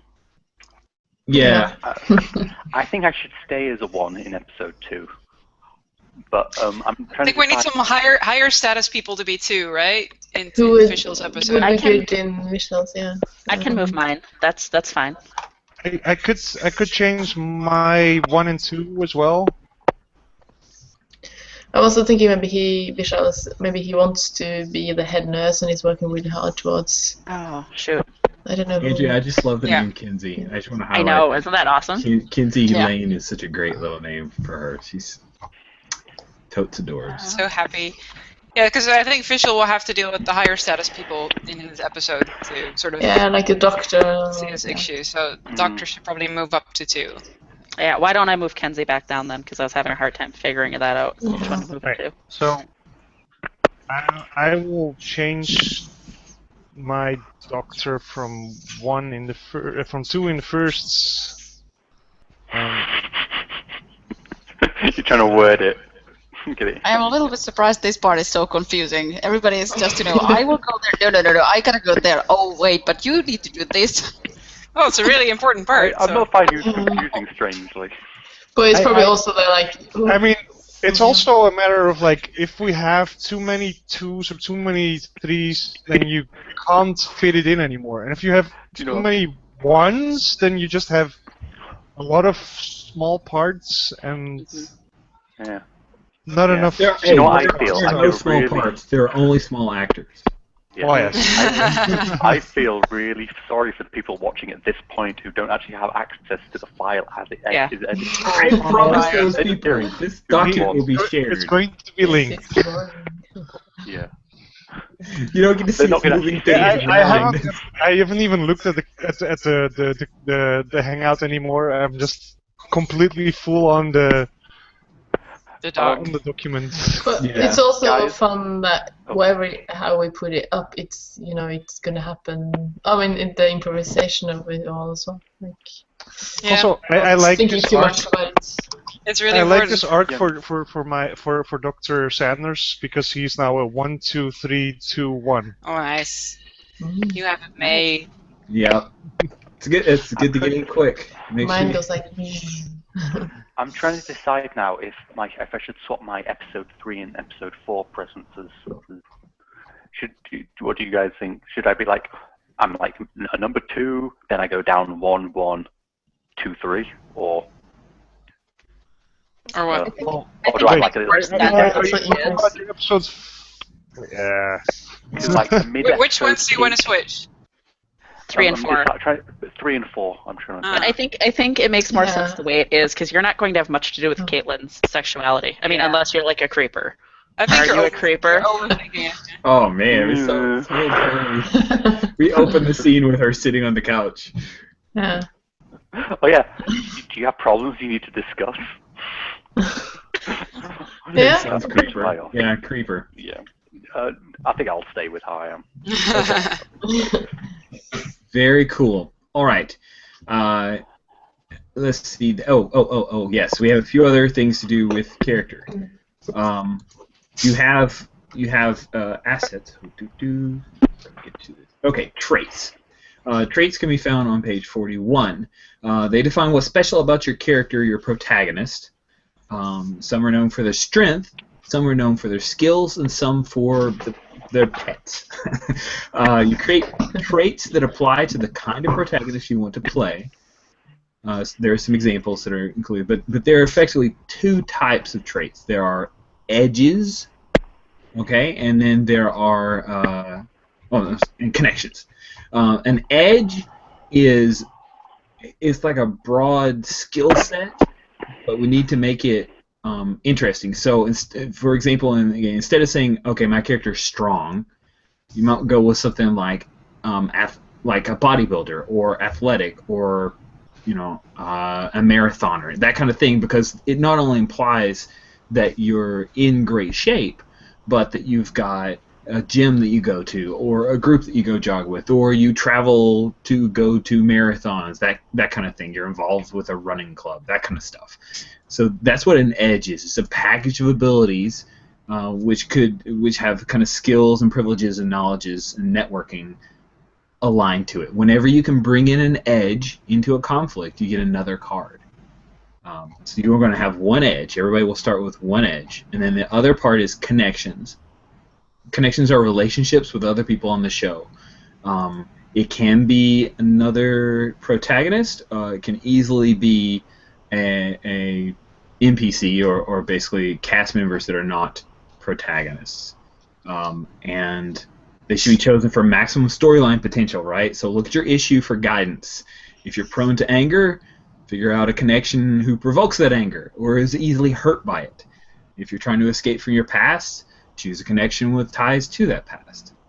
So everybody will have one connection, one edge, and then once we're done with that, then we'll do the third little bit, which is you get one more of those, either edge or connection.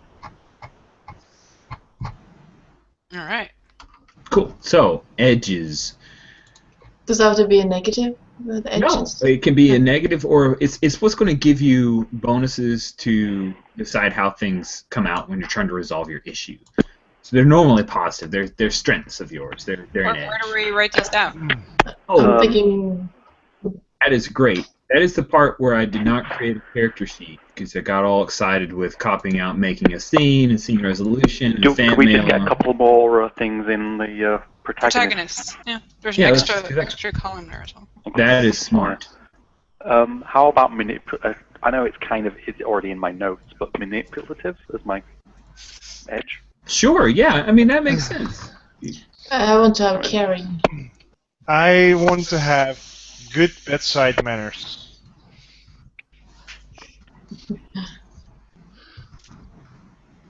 And as a connection, I thought maybe that traumatized middle manager. That seems like somewhere I can exert my control. Poor guy. I guess I have Caitlin. Yeah, are we supposed to pick connections- PCs or NPCs? Yeah, Probably good to have. Hold on. Let me consult the book because that's a great question. I remember my connection being an NPC in all the games that I've done. So. And do we just choose one connection? Oh my god. You will start with one connection. You can get a fast. I'm second still one. trying to figure out what edge I want to have. Don't go so fast. Okay. Please choose. Yeah, I'm sorry. Please choose a non-player character for your connection, and it does not have to be somebody from the cast list above. We can totally create someone new from whole cloth.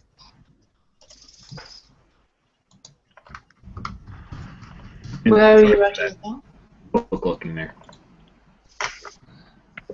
Oh, in answer to your question, Alex, you can end up with two connections if that's what you want your other thing to be. Or instead of an edge, have two connections. You'll get one edge, one connection, and then you get a third trait. You can choose to be an edge or a connection. Okay.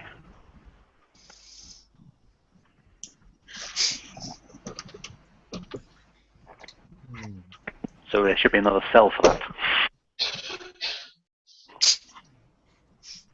Shouldn't there? Sorry, ask your question again. Should there be a third cell then? A third new one? For our There third? will be. Okay. In seconds.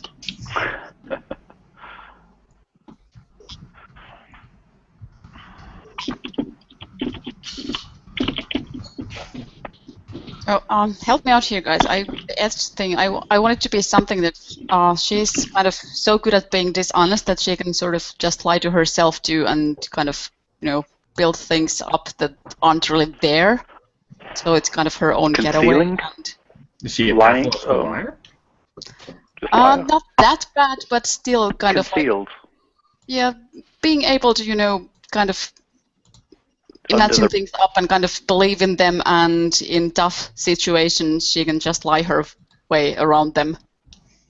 Socially resilience? stealthy. Also good. Ooh. fibber. We talked over each other, so I didn't hear what these were. I said mental resilience or something like that. Yeah. Self-deluded? Delusional? It's sort of like a mixture of all that. Brings up ideas. So I will just go with really good liar. That'll include everything you just said, because that is sort of what I wanted to go for. Expert liar. And this is fun, Jules. Yeah. It is. Fun character creation, yay. I'm guessing Okay. that was in chat Oh, I or didn't have- something. Yes, I said this is fun. Can I pick an edge that's like the opposite of my impulse? What do you mean? Well, for my character, I see an arc of like trying to find out who she is, then getting knocked back, then trying to find out again, then reaching opposition and having these waves. So I was thinking about driven to find out what she doesn't remember, but then the weak will, getting pushed back. pushed back over and over. So the 2 steps forward, 1 step back type thing. That's interesting. She's basically normally she's really, really driven, but when she hits a wall, she just falls apart. Yeah, exactly. I like it. There's hard walls here. Yeah, definitely. Especially when someone drives your head into them. That's not the kind of doctor I am. I think we have some unnamed orderlies, maybe. Oh, there has to be brutal orderlies. Master of Light. I'm not sure if I'm happy with that, actually. I'm still kind of Expert liar, thinking about maybe. that. Master of Yeah, lies. but It's like a the whole villain. concept, I'm not sure about the whole concept. Maybe it could, Quick-witted? or maybe it would be something like photographic memory and being able to, absorb any kind of information easily, something like that. Observant. Yeah, maybe that's more fun, because I already had the reasoning. dishonest. I don't want to kind of duplicate the whole thing. Intuitive?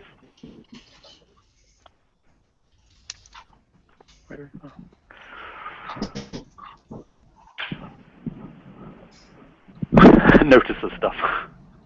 Yes. Yeah. I want my Notices connection all to the be... things. Oh, yeah, notices. That's also good. I also want my connection to be the eternal patient that notices stuff, so he can be like, psst, psst, psst, you have to get out. This place is death trap, or something like that. Is it notices or inquisitive or observant or? Yeah, I see observant there. I like that Able one. to absorb information. I think I feel like you guys are being too narrow. Oh, Yeah, we should be wider? yeah. Good. Work outside what we already have? Like, add something extra to that? Let me jump up here and see if we can take a look at. Not to judge you guys or anything, but I was like, isn't this what the rules expressly said not to do? Oh, like, Yeah. Narrate outward instead of inward? Here are some. Outward definitely is a great way to think of it. Some example edges: retired intelligence agent, parent, student athlete. Okay. Those are some edges, right? So instead of going strong or instead of going angry, go, I don't know, something that can utilize that periphery skills, but more, and is. I think good bedside manners works, right? Well, it's still part of your being a doctor, so you can add something else to that, I would say. Like socialite, maybe, or maybe you want to make it Caring more doctor. of like that's part of being a great doctor. Like he's a lauded doctor. Yeah, caring doctor could totally be an edge because doctor right now is Yeah. just the thing you put in front of your name. Mm-hmm. It has Okay. no narrative power other than that's how we'll frame scenes is people will call you doctor. But if you say that your edge is that you're a caring doctor, then you can have that great bedside manner. We can work on other things in it too. You're known for that, right? Okay, so if I want to have Same stuff thing. like photographic memory and being able to absorb information easily and remember it and kind of like catalog information in my head and just pull it out when I need it, what would you put in there?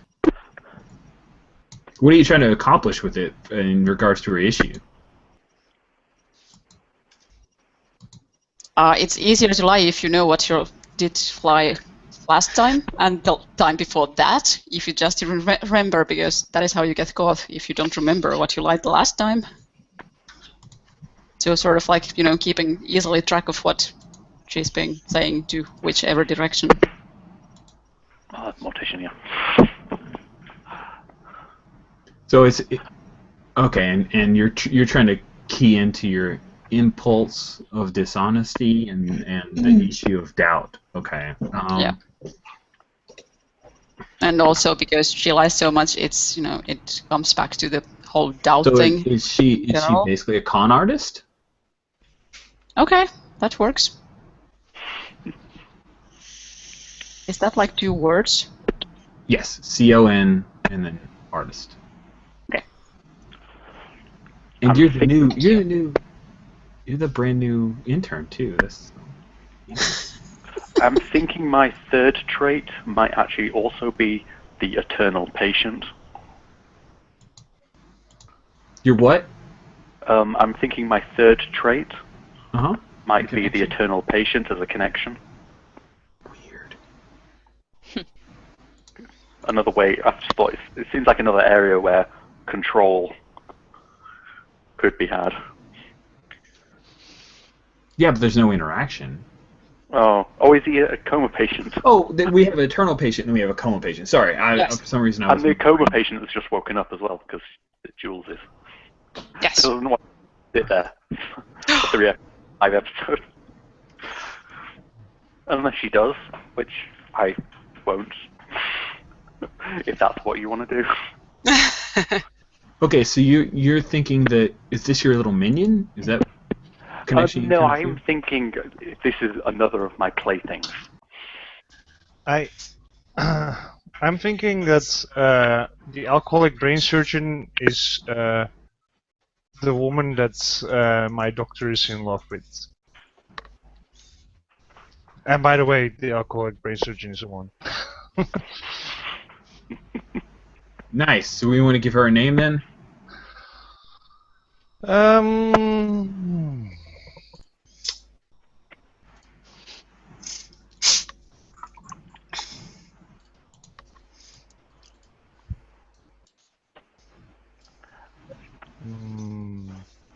Linda.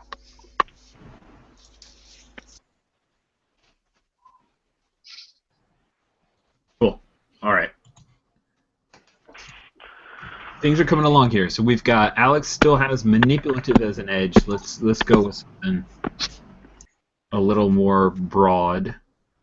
Andrea's got a connection with the custodian that's awesome. Former ME. Okay, so you're a former medical examiner, but you're a mortician? Does that mean that you used to work for like an investigative area and now you just basically... What's a medical examiner? CSI? Oh, okay, yeah. I mean, Well, not sort of. exactly, but like... Specifically the person who works with the dead person in a crime. Thank you. Cool. So Are we saying doctor. we want to work on manipulative for something a bit more evocative? Yes. Again, you're the head psych doctor, so maybe you want to go with something along that line. Like, head of psychiatry could totally be your edge, and you're manipulative with it. Evil. I guess the issue kind of comes into that. It's like head of psych and then my issue. It makes that manipulative.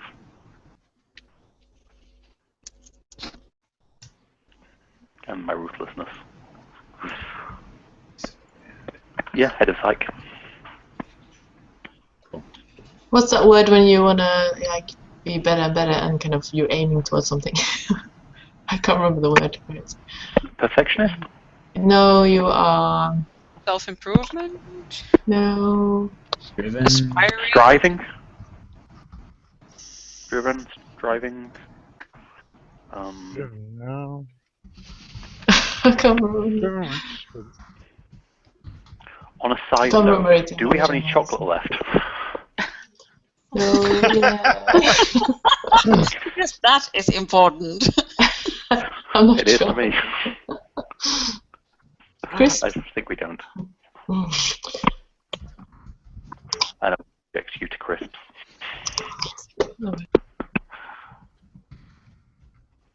Okay, let's take a look here. We have got connections are coming along really well. I'm definitely going to need to fill in some names there. Looks like we've got our second trait in for several people, so that's great. Third trait, I guess technically it is. Still need to firm up Alex's edge. Boodle's working on how to phrase the perfectionist angle. Jules, I see nothing on your edge. How are you coming along? Wait. Oh, With no. Jules? Do you only mean connection? My edge, my first edge, don't you mean? Oh. Your edge just says manipulative. Oh. What's the trait 2 again? To trait, I got- it's technically trait 3. You choose an edge or a connection. Okay. I was trying to make it easier, and I think I made it harder. So sorry. about that. A bit, yeah. Mm. My brain is just blank. I was about to cough, and I didn't want to cough. How does that look now for my row? Head of psych, traumatized middle major, eternal patient. Good. Considering my edge of being a caring doctor, I think that the coma patient that just woke up is my second. Can't you be? Does it have to be an NPC? Yes, it needs to be an NPC. Boodle needs to fix that too when she comes up with her perfectionist thing. Yes, I misinformed you Sorry? guys on that one. It has to be a. It needs to be an NPC. For your connection. Oh, okay. Oh, then I can swap. Maybe. I think my second connection is going to be the traumatized middle manager that I took too much. Which is why he's traumatized. He's caught between us. Good cop, bad cop. Who's the lurky nurse? So we need to pick a second edge or a connection. It's yes, edge or connection. Okay. Oh, I can't remember that word. I want to. I kind of want to put that eternal Perfectionist patient works. there too, like, Mhm. but she's in so many boxes already. Who? The eternal Eternal patient patient. two Oh. boxes only, yeah. So How about- it has Is to the be an canteen NPC. lady, the canteen lady, lunch lady anywhere? Lucille Yeah. is in there. Avenger Yeah. Seconds. Oh yeah. Make up somebody. Feel free to make up somebody like Yeah. that you have at home. Like you can have home scenes as well. But of course it doesn't Oh my work. God. Oh right. Yes, my boyfriend's sister, Yeah. obviously. Your I- boyfriend's sister, obviously. I have Yes. a daughter. Oh, Of course see, you And do. she's like my So best caring. friend. look at how much I opened up. That's great. Yep. Yes. She's like my best friend, which makes things even more complicated for me. That's Oh my goodness. So Boodle, how about something like top of the class or? Yes, because I think he wants something like that. Top of the class. Straight I like A's. that. Good Yeah, suggestion, yeah. Andrew. That's good.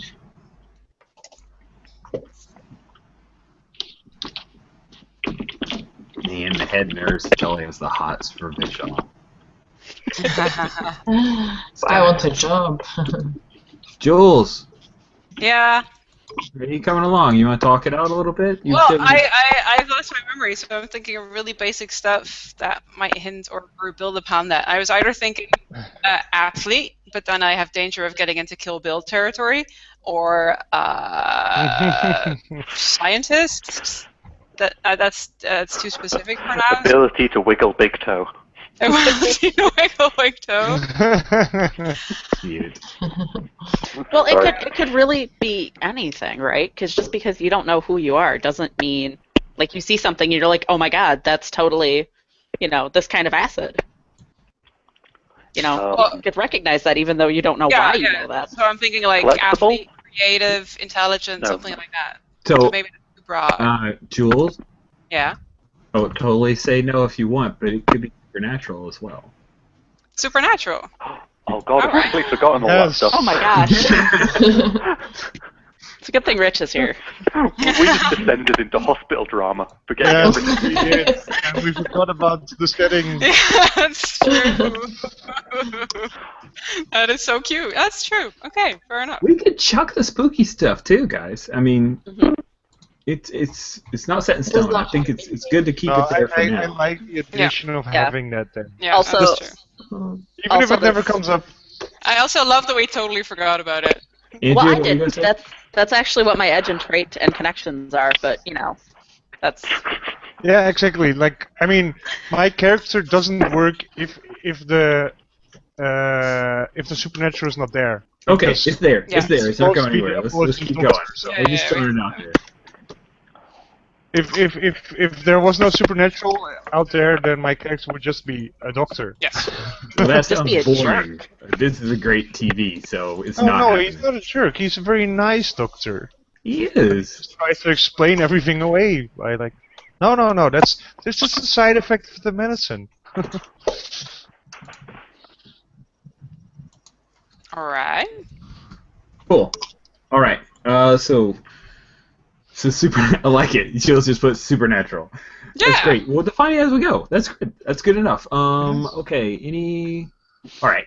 And now I have to add another row, because there's one last bit here.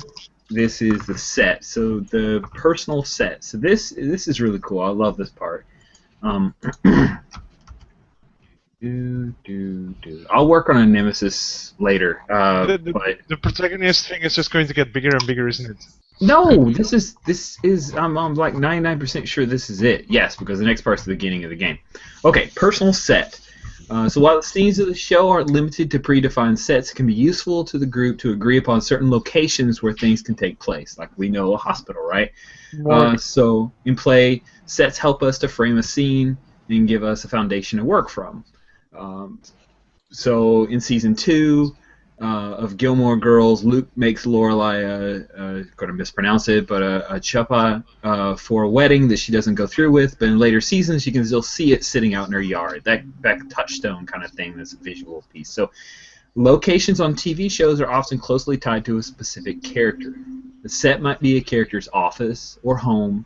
It might be a favorite hangout. It might even be a place in the character's imagination. In Primetime Adventures, protagonists have personal sets which help the protagonist to develop into a more complex character.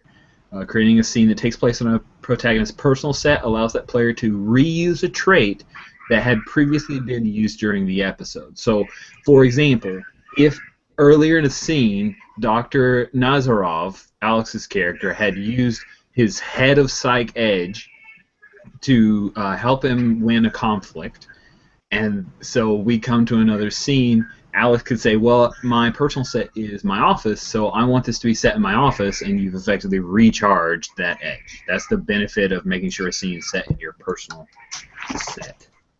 Does that make sense? Mhm. Yes. Mm-hmm. I love personal set. It's one of my favorite of the things that I think has all favorite parts. Alright. I think I have one already. Beautiful. I love it.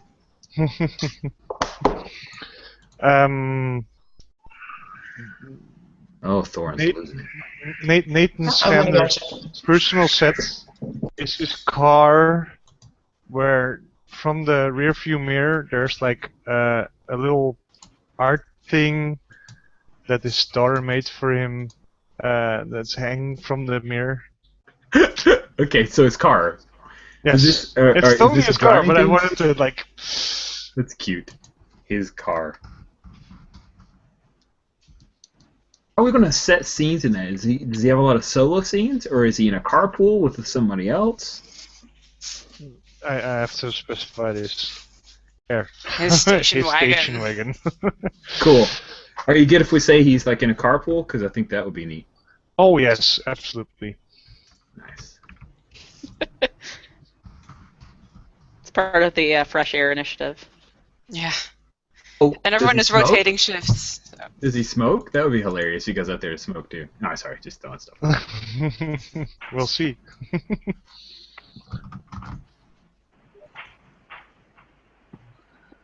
All right. Any other personal sets jumping out there? I think Dr. Nazarov, his office would be a good idea. Just throwing it out. I think Andrew, you could cheat and say, the morgue. Oh, I totally already did. I'm so far ahead of you. It's not funny. That right there. I'm so dumb. Boodle could go with something like the nurses. I know she stepped away, right? It could be like the nurses station. We'll come back to that. That's cool. Yana, what about you? I don't know. If we're definitely going with her starting a relationship with Boodle's character, maybe there's some place where they usually hook up. Supply cabinet. Like the roof of the hospital or something. Or maybe they have like a table in the corner of the restaurant. Ooh. I like The all those. spare bed in the anesthetics room.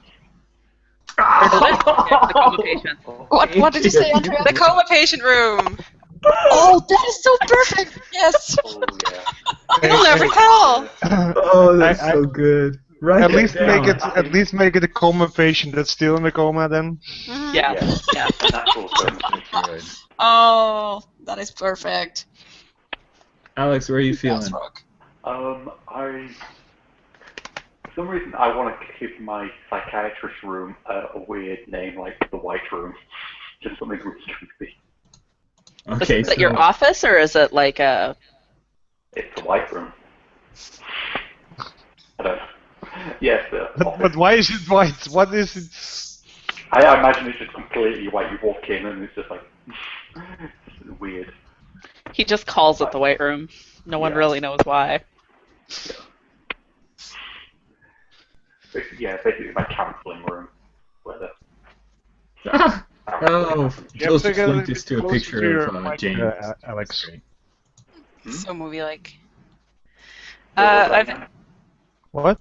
I found a picture for my character. I'm happy. Oh yeah, no, I found one too. But I can't hear Alex very well. No, I'm asking you're you hard to to hear. get closer to the mic. Again, I forgot to put it down after putting it back up. Alex. Yeah, sorry, yeah. As I said, the office, the White Room, his counseling room. That's creepy. Okay, yeah. Creepy minimalist. So it's not an office where he does administrative work. It's where he's examining patients. Yeah, it's a couch and a chair, everything. That's awesome. That sounds really interesting. And there's nothing else in the room. Maybe a clock. I think, other than Boodles, which we can take care of later, I think we are done with character creation. I think so too. Hooray! I am so proud of you all. I'm kind of wanting to switch my thinking he's sick thing, because I feel like Dr.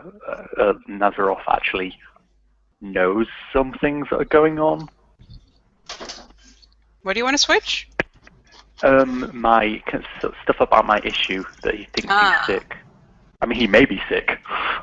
That's probably a big definite. But I don't think so his anxiety is that he knows there's spooky stuff going on? Is that what you're saying? Maybe he wants the control because he knows spooky stuff is going on. It's a form of, keeping in control. Sure. I deal with it by putting on a big smile. You deal with it by trying to control everyone around you. Yeah. Cheers. I think that works. We'll decide what them is later. Or True story. the details of them, maybe. Anxiety about them, other than... But I quite like the kind of Twin Peaks, kind of like uncertainty of what it all is. Like The owls, they're not what they seem. Yeah, we just think that's all we know. Things aren't what they seem. We don't need to learn anything on that side. We get Sweet. glimpses. All right. This is great stuff. I'm really excited about this. Any questions we have outstanding, or are we good to move forward, other than Boodle's? Ooh, I'll quickly ask Boodle about her personal setting Okay, and let's tell do her that. that she's going to be making out in.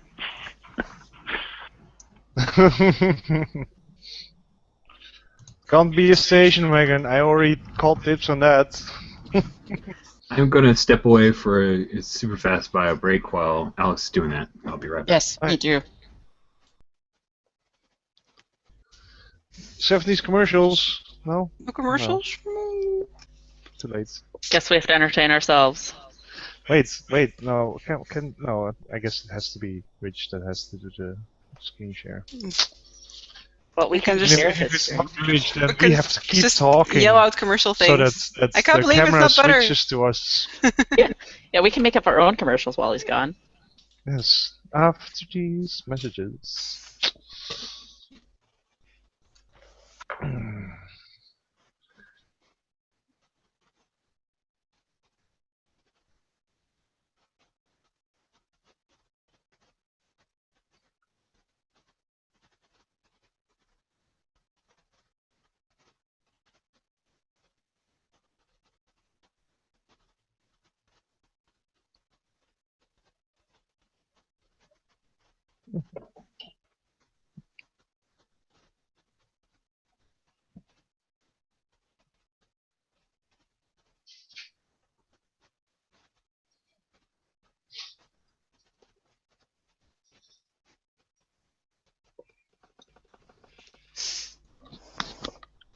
Have you guys ever worked in a hospital? No. Yes, I did. I have worked at IT support for a hospital, and it was horrible because no one had given me any explanation, and I knew my stuff, and then it turned out that the hospital actually had its own operating system, and people would call me like, yeah, I'm having a problem with this program. I'm like, okay, have you tried Dude, I'm using UZOS. I'm like, okay, could you tell me what that is? Like, no one had explained to me that, and I was like gone there in 2 weeks because they were like, no, we need someone more experienced. And like, no, you need to actually tell people that work here what they're working with. I was wait, what is it called? Intensive care nurse at a child's hospital when I was 16. Whoa. Oh, that job I did it for quite some time Okay. because I all had to do administrative stuff. I also had to write down the blood groups at the patient's beds, which was really scary because I'm sort of a chaotic person who writes stuff down wrong all the time. Yes, you are. No one died. No one died in the making of this background story. Thank goodness. Everyone was gone back so quickly. I need quick. Yeah, Boodle has. I talked with Boodle about settings. She thought a little bit about her parents' home, but also maybe on kind of doing the rounds of the hospital. Was her kind of, her kind of setting is the backdrop of doing her work. The hustle and bustle of the daily routine of the hospital. That makes sense. Yeah. On the Okay, round. we'll tease it out. That's a little weird, Yeah. but I get where she's coming from. I think we can make it work, or we may just adjust it slightly to taste as we actually go into the scenes. It's cool. Yeah, I mean, once she's back and can actually back and forth herself, it'll be easier. Yeah, cool. All right. I've got a little bit of homework to do as far as putting some names and connections to the people that we created in the supporting cast. Mm-hmm. But with our remaining time, I just want to check for time. So we started later because of daylight savings time. Are we able to go for an hour-ish? We are. Yeah. Andrea, you still good? I'm good. I'm just looking for pictures. Yona, It's very Yeah. important. are you good for another hour-ish? Yes. Good. Very good. Excellent. Okay, then let's get started. We're actually going to start the pilot. I'm so excited. The pilot. I hope we get picked up. I hope so too. Okay, so in the pilot, there are no spotlight scenes because we're introducing the show. It may be a little rough because it's a pilot. It's the first time we've played these characters, seen this set. Everyone has a 2 spotlight. And you have all of your traits are refreshed, so you have one use of each of them per your number of, so you can use them twice. So you can use each trait 2 times because you have a spotlight of 2. Does that make sense? Mm-hmm. Or you have to refresh, and you can refresh one of those by having a scene that's set in your personal set. Okay, so now we're gonna explain a little bit about fan mail as we get started, because fan mail, as I said, is the killer app, and it's the most amazing, awesome, coolest thing, and I'm overselling right now. Okay, so what we do is I'll start off a scene, right, and if everyone goes back to the Anywhere Board Games app, you'll see that there are 6 chips in the middle, and I'm going to go ahead and present and go back to Anywhere Board Games. Oh man, I have to share that screen. Okay, so here we go. Excellent. All right, it is working. Although I'm sharing an entire screen, but you can see this. Okay, so these right here. Me messy? No way. Here, the screen. Share something a little bit more focused. We just lost Alex. Oh man, you kidding? Yeah. Thanks, Alex. Okay, is that a little less messy? Yeah, Yes. that's fine. I'll take out the text box. That probably makes it a lot easier. Okay. So You're holding all the bennies. I am. Look at all those bennies. So this is my budget over here. Okay, these are my budget is the screen presence times 3. So I actually added up for a different. So yeah, it's basically the screen presence times 3 for all the player characters, plus 3. There are 6 player characters, and then I get the plus 3, so that's 21. So I've counted out 21, and then we start in the kitty, which is the audience pool.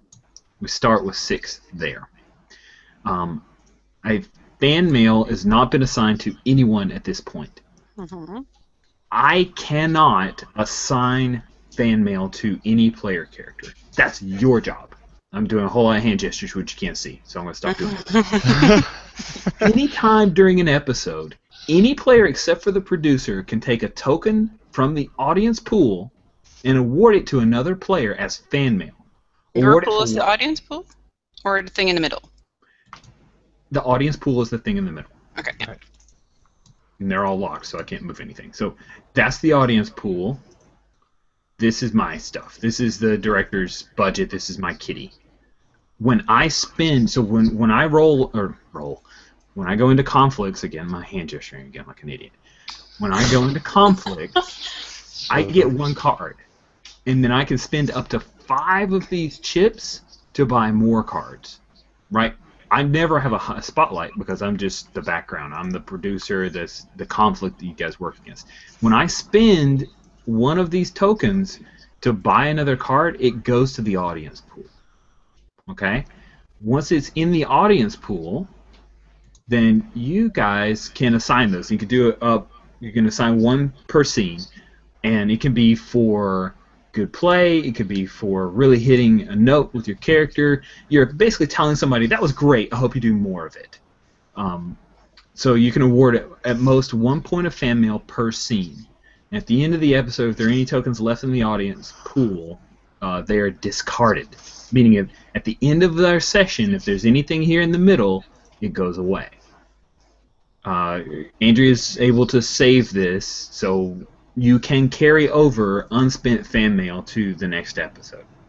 Fan mail is great because it allows you to buy cards in conflicts, and it allows you to buy your way into a scene even if you didn't start off in that scene. Does that make sense? Like, oh, I totally want to run into them doing the thing, so I'm going to spend fan mail so I'm there. The other thing that with spending fan mail that's super cool is even if your character is not involved in the scene, you can spend a fan mail to buy a card for the conflict. You can buy for the producer, that's going against them, or for any of the protagonists that are trying to resolve their thing. When we get into it, I'll explain it again. It's a double camera shot? Huh. No.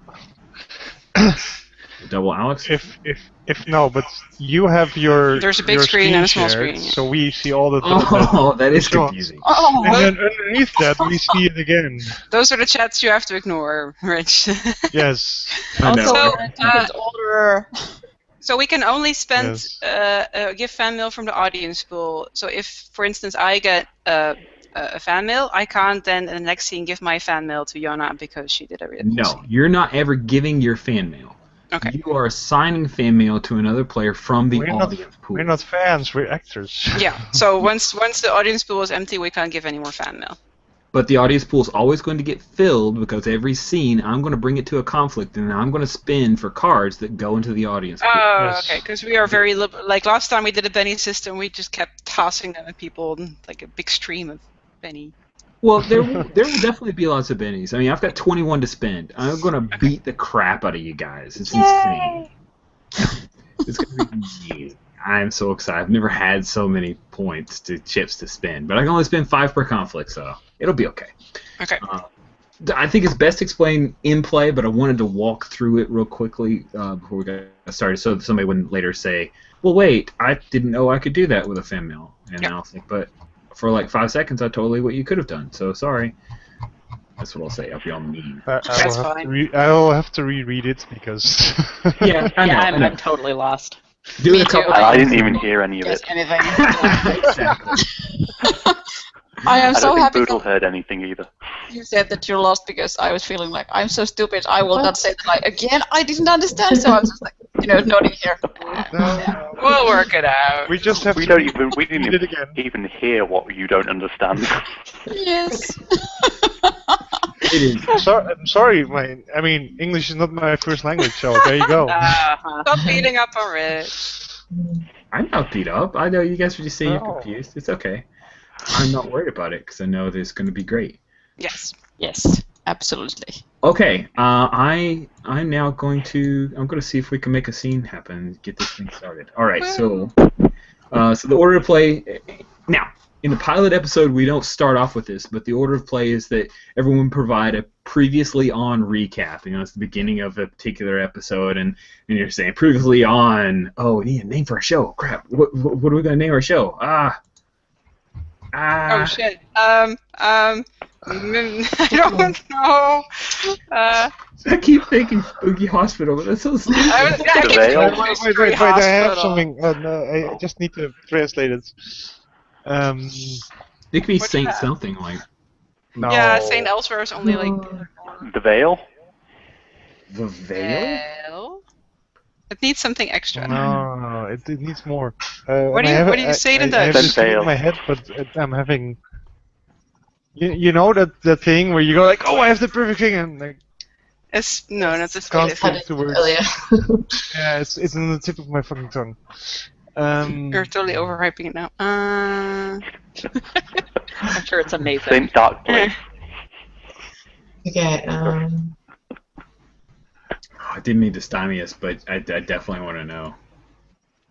No, Show this me. is a really important question. Yeah, Yes. because this title needs to like totally make sense by the final episode. And up until then, it should be totally mysterious. I think the idea of the hospital name is pretty compelling and probably easy.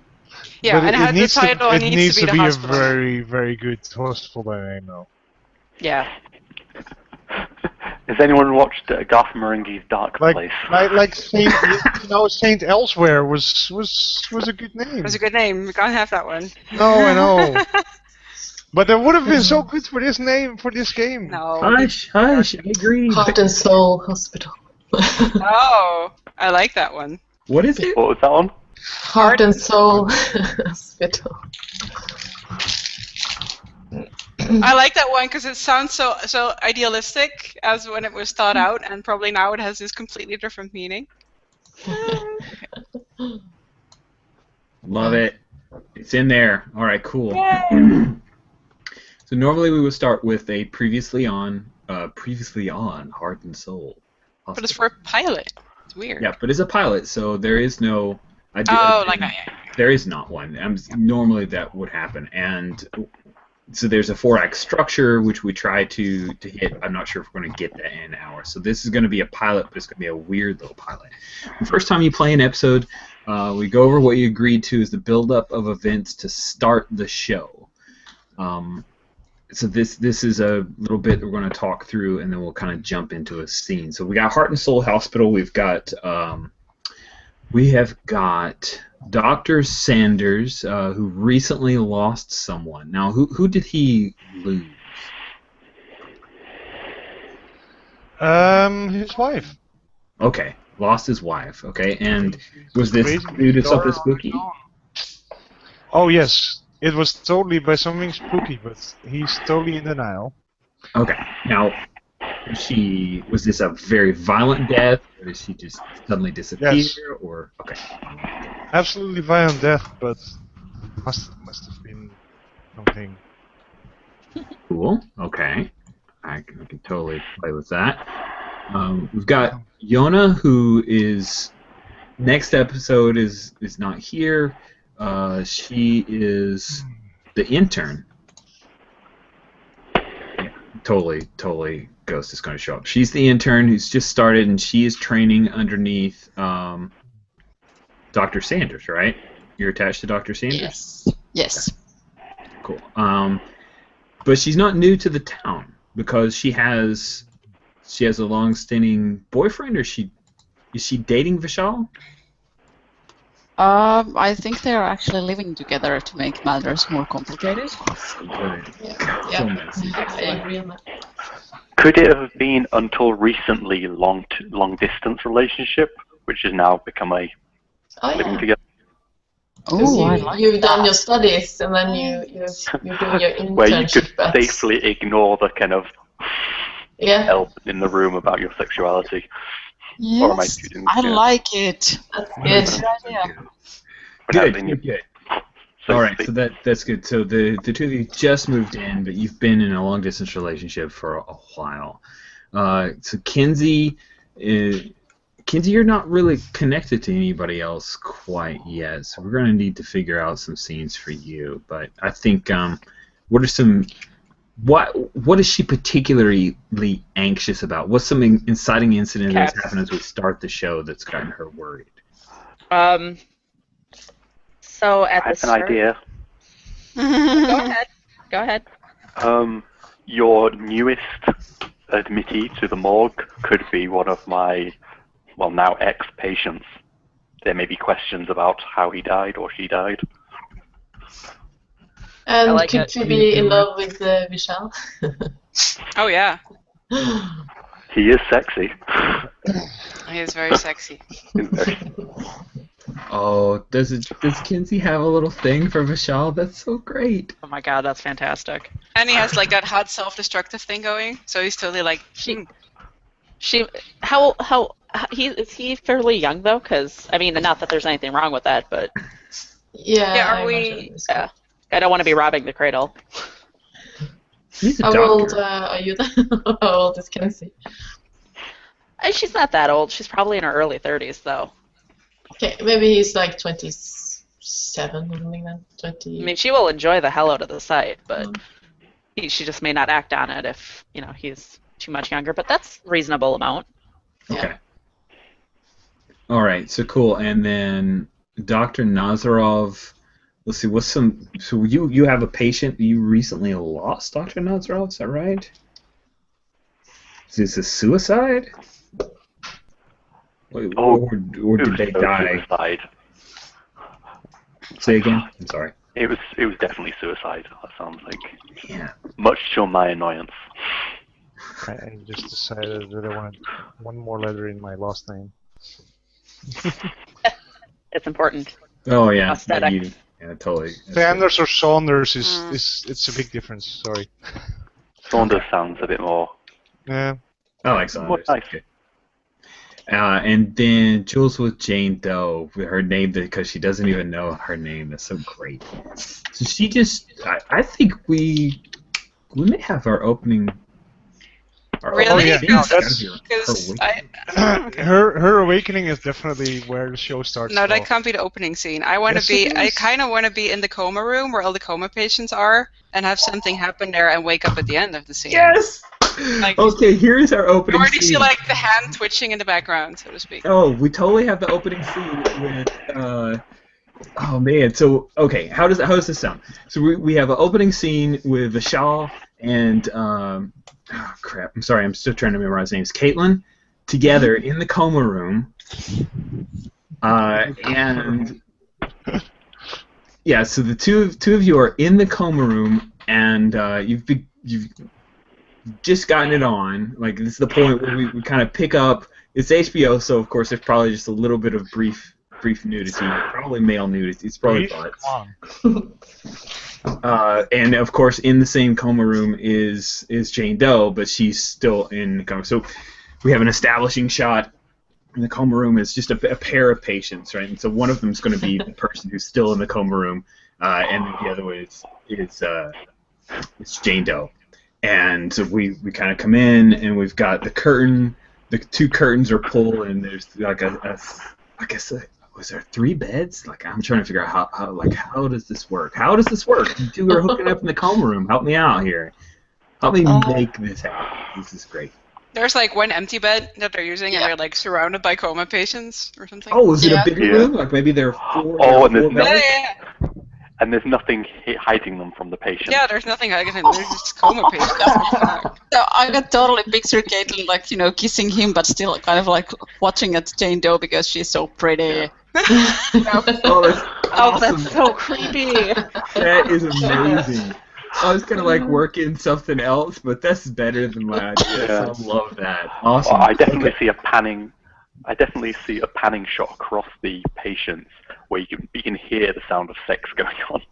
Yes. Yeah. Yeah. We come Sort of in and bed. we see like these people with sunken faces because they just, they've been vegetables for. Maybe their beds rattle slightly.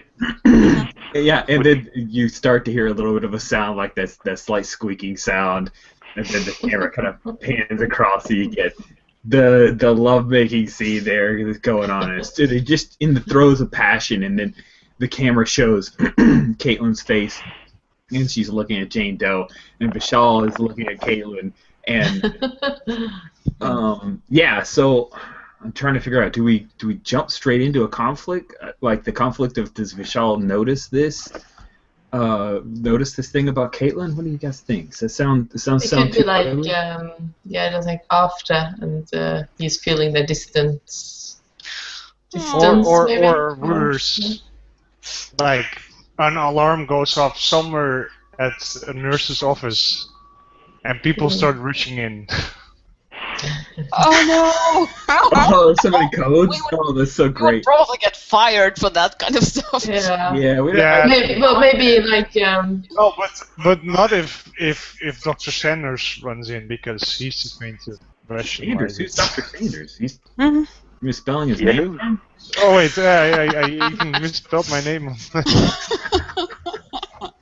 I just There we finished go. your card. There we go. Okay. Awesome. Okay, so yeah, so the first scene of every episode is the teaser, a situation set up by the producer, introduces a plot level problem, and sets up a situation for the spotlight protagonist if there is one. There isn't one because it's a pilot.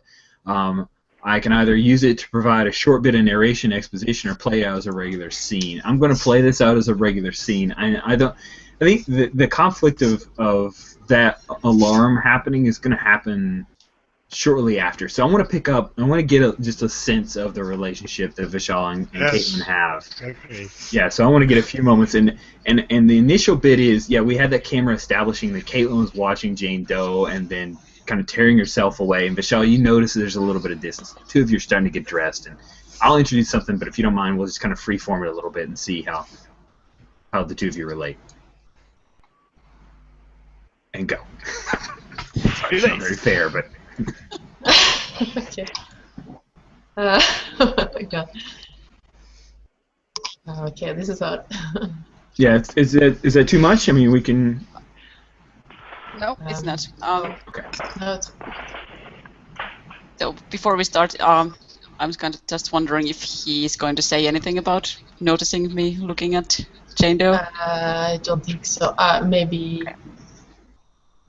I just really love that we're finally together again. Yes, it's very hard to find those moments. Well, at least we still have this room. Hopefully they won't bring in, any more of these patients. But I am pretty sure that, I don't know, I sometimes feel like she's watching us. You don't feel that? I know she's not going to wake up anytime soon. She's been like this for weeks, months. I'm gonna glance at her again. Are you sure? Well, they do say that some coma patients can hear stuff, so I don't know. Maybe we should be quiet next time. Yes, what if she wakes up and oh my god. That's awful. So the camera Which one panning, knows? Caitlin has her little freak out, and then the camera pans over to show Vishal like buttoning up his shirt, and is totally like showing the 6-pack abs and the finely chiseled chest. Totally like that long, loving gaze that the camera has for establishing him as the super sexy nurse. He's like leaning over and kissing her, and like caressing her hair, and being very loving, and yeah. I don't know how she'll respond to that. She's responding to that. Yeah.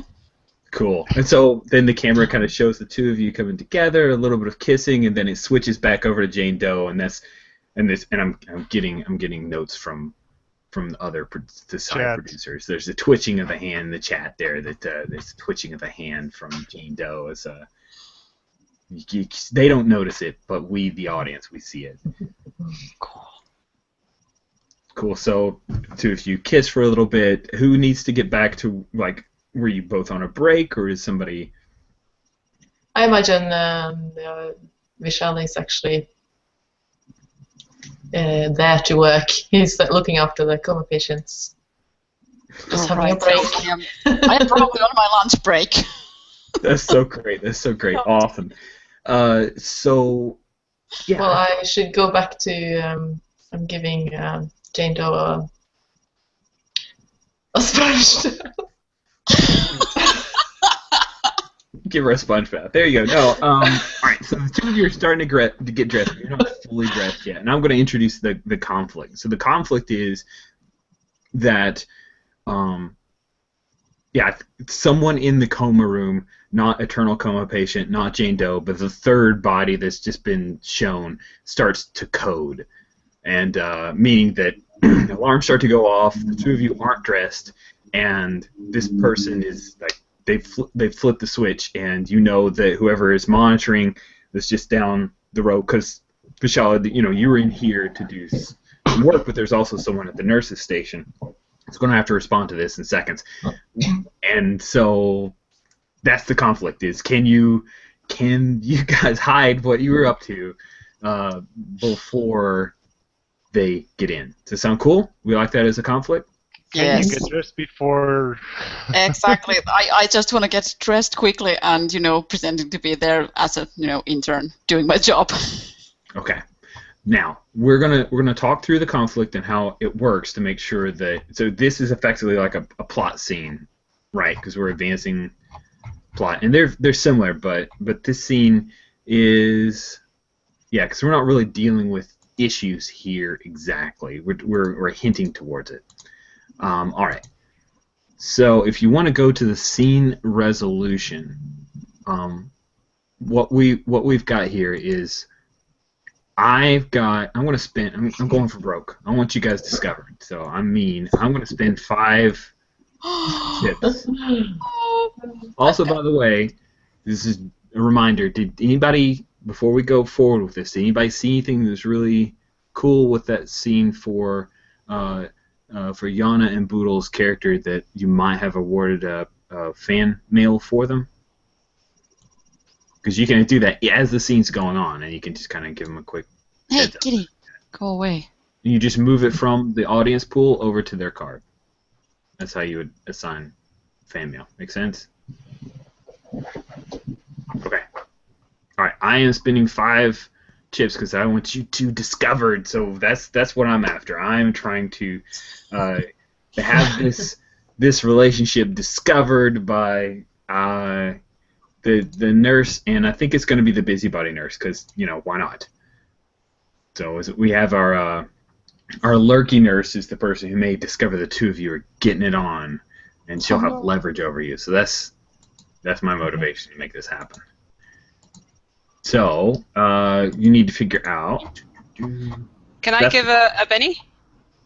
You can assign a fan mail to somebody if you want. I liked how Poodle made the staring at someone else during sex thing. Like, she didn't bring it up because it's going to be part of her issue of perfectionism. So I will give it to Poodle. Yeah. Nice. Cool. Andrea, are these cards are shuffled, right? You did. Yeah, I shuffled them. Okay. Please deal me 6 cards. Dealer. Mistress of Cards. Okay. It is a pilot, so both of you have a screen presence of 2. So you automatically get 2 cards. So deal 2 cards over by Boodle and 2 cards over by Yona. Of the 6 I just dealt you, or 2 Nope. more? Oh, more from the deck. So these Okay. are mine. So 2 to Yona, 2 to Boodle. So are these like public knowledge, the cards that I just Are they got? supposed to be hidden? Well, no, hold on. We'll keep them hidden for a second. We're going to reveal in a second. But I just want to make sure you've got all the cards that you want to get. Have you used any edge or connection, or do you want to call on an edge or connection and try to get yourself an extra card here? Boodle, you've got top of the class and head nurse connection, as well as your parents. Do you feel any of those you could bring in, or you'd like to try to bring in the scene in resolving whether you get discovered? Maybe at the top of the class, I'm thinking it's going to affect his wanting to be professional and doing a good job. And Yeah, plus he's always been so great before, so that's an edge that you can call on. So give him a 3rd card. I'm sorry, him. Give Boodle a 3rd card for our character who's a male. Okay, so Yona, we have con artist. You're a really good liar. Yes, You have a connection with the lurky nurse, and that's who's going to potentially discover you. And boyfriend sister. Oh no, I feel like I could at least try to lie my way out of it if I don't get dressed in time. And do you want to go ahead and use the connection of the lurky nurse? How can I use it? I'm not sure how this connection. So she comes in, you could, you've got a relationship with her. She'd look the other way. That kind of could potentially go that way. not tell anyone else. So. Okay. Yeah, let's use that too. Okay, so now you have 4 cards, right? You're going to use those 2 traits. Do you want to use them both? Yes, I don't want to get caught in the pilot right away. Yes. Sweet. Okay, so nobody spent any fan mail because we didn't really have fan mail, and that's A-okay, although we need to start assigning some. Yeah, we do. I gave a fan mail to Poodle. Okay, so Boodle, if you want to spin a fan mail, you're welcome to spin a fan mail to get yourself another card if you'd like. You don't have to. I just want to make sure you know you can. Okay. No. All right. Now we will flip our cards. Now, Andrea, you want to go ahead and assign flipping of cards? All of them? Yes. We flip all the cards, and now we're going to go through the scene resolution. So, how does the scene go? Do you have more red cards than the producer? I don't know how to flip these things over. I'll screw it up. How do you? Okay, you click and then. Oh, I did flip one. Okay. Well, it looks like I'm not going to win. This stinks. Well done, sir. Easier than you're making it, I promise. Cool. Okay. I have an ace. So we're looking for red cards first. Ace and a 7. And ace is 14. And here's the thing. The 2 of you don't pool your results together, which means that Boodle, you only have 1 red card. Yeah. And Yona, you have 2 red cards. So the question is, do you have more red cards than the producer? No. Is your highest card higher than the producer's? And I'm going to present. I got 2 aces. So people can actually see this. And share screen. Highest of the red, all of the cards. Oh my goodness, that's insane. Okay. All right. So is your highest card higher than the producer's? No. Highest of all of them cards, or just the red ones? Highest of all of them. Okay, and aces. I got 2 aces. Okay. So we count up all the red cards, hearts and diamonds. Look at the highest card you have. Aces are high. High cards trump alphabetical order. Clubs, diamonds, hearts, spades. So diamonds. Oh, I have the highest card. If you have more red cards than producer, then and your highest card is higher than the producer, answer is yes. Clubs first? Yeah, it's alphabetical. So it's clubs, diamonds, hearts, spades. There's a ace of clubs as well.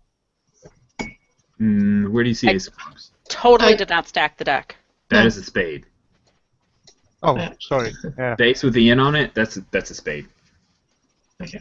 Right? I just want to make sure we're... Okay, because the club, like the 2 of clubs, is right there beneath. Yeah, that's the club. Oh, that's You're right. I'm... It's cool. It's cool. I just want to make sure. I didn't want anybody to think I was messed up. Okay.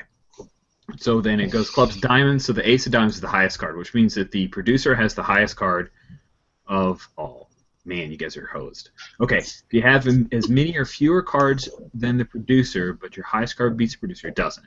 If you have as many or fewer cards than the producer, so both of you have as many or fewer, nobody has more red cards than the producer, and the producer's highest card beats yours, the answer is no and this is plot. So again, if you guys are looking on the little cheat sheet that I made, no and for plot means no, you don't get what you want, which is to keep your little tryst secret, and your impulse is provoked. Ooh, neat. Okay, now let's look at impulses real quick, and then we'll jump back into the scene. So Yona, your impulse is to be dishonest. Yes. And Boodle, for Vishal, your impulse is to be self-destructive.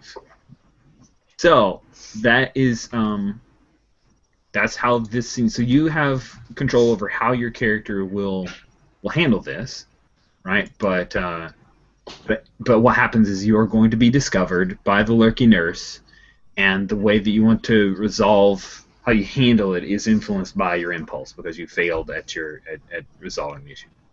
Any questions?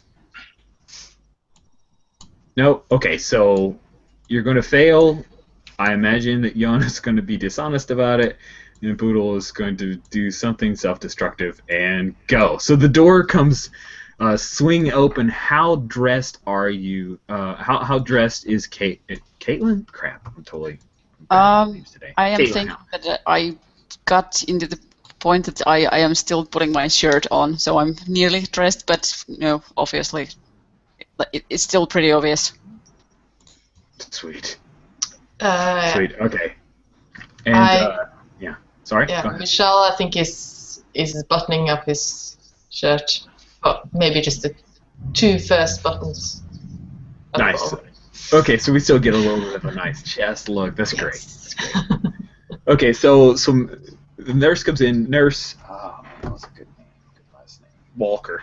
So Nurse Walker comes in, and she's rushing in. And she's like, oh my God! What are you two doing? And she's heading over towards the patient, but looking back at the 2 of you nervously. I could have you written up. You could. Oh shit! So sorry. You probably don't want to do that. You don't want to destroy his life, right? Sorry, this is all my fault. This is all my fault. I'll do whatever. I'll take your shifts tomorrow. Just don't tell anyone, please. Where is Dr. Saunders? I think he's back at his office. I will go closer to her and start whispering to her like I had to do it. Just don't tell anybody. Look at him. He's so fragile. Seriously, just don't do that. You will destroy him. He's like he's a human wreck. Right don't. You're in so much trouble. I know, but please just look at him. Look at him. I will go get Dr. Saunders. Just don't do anything. I'll Seriously. take your shifts for the next week. Please don't just tell him. help me out here. We're losing him. And then there's like all kinds of beeps and buzzes and stuff going on, and then we'll call that scene. So yeah, she pretty much, whoa, wait, don't take all my chips, no. No, Andrea is reorganizing the board. It's very cool. Cool. So that's how a scene goes. We can actually move the conflict like earlier, later, but that's just an example of how a scene would go. And so now let's move along. Let's see.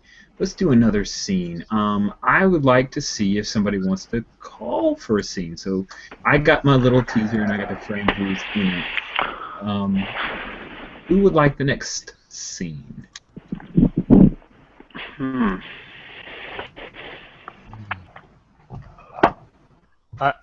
Since someone was calling for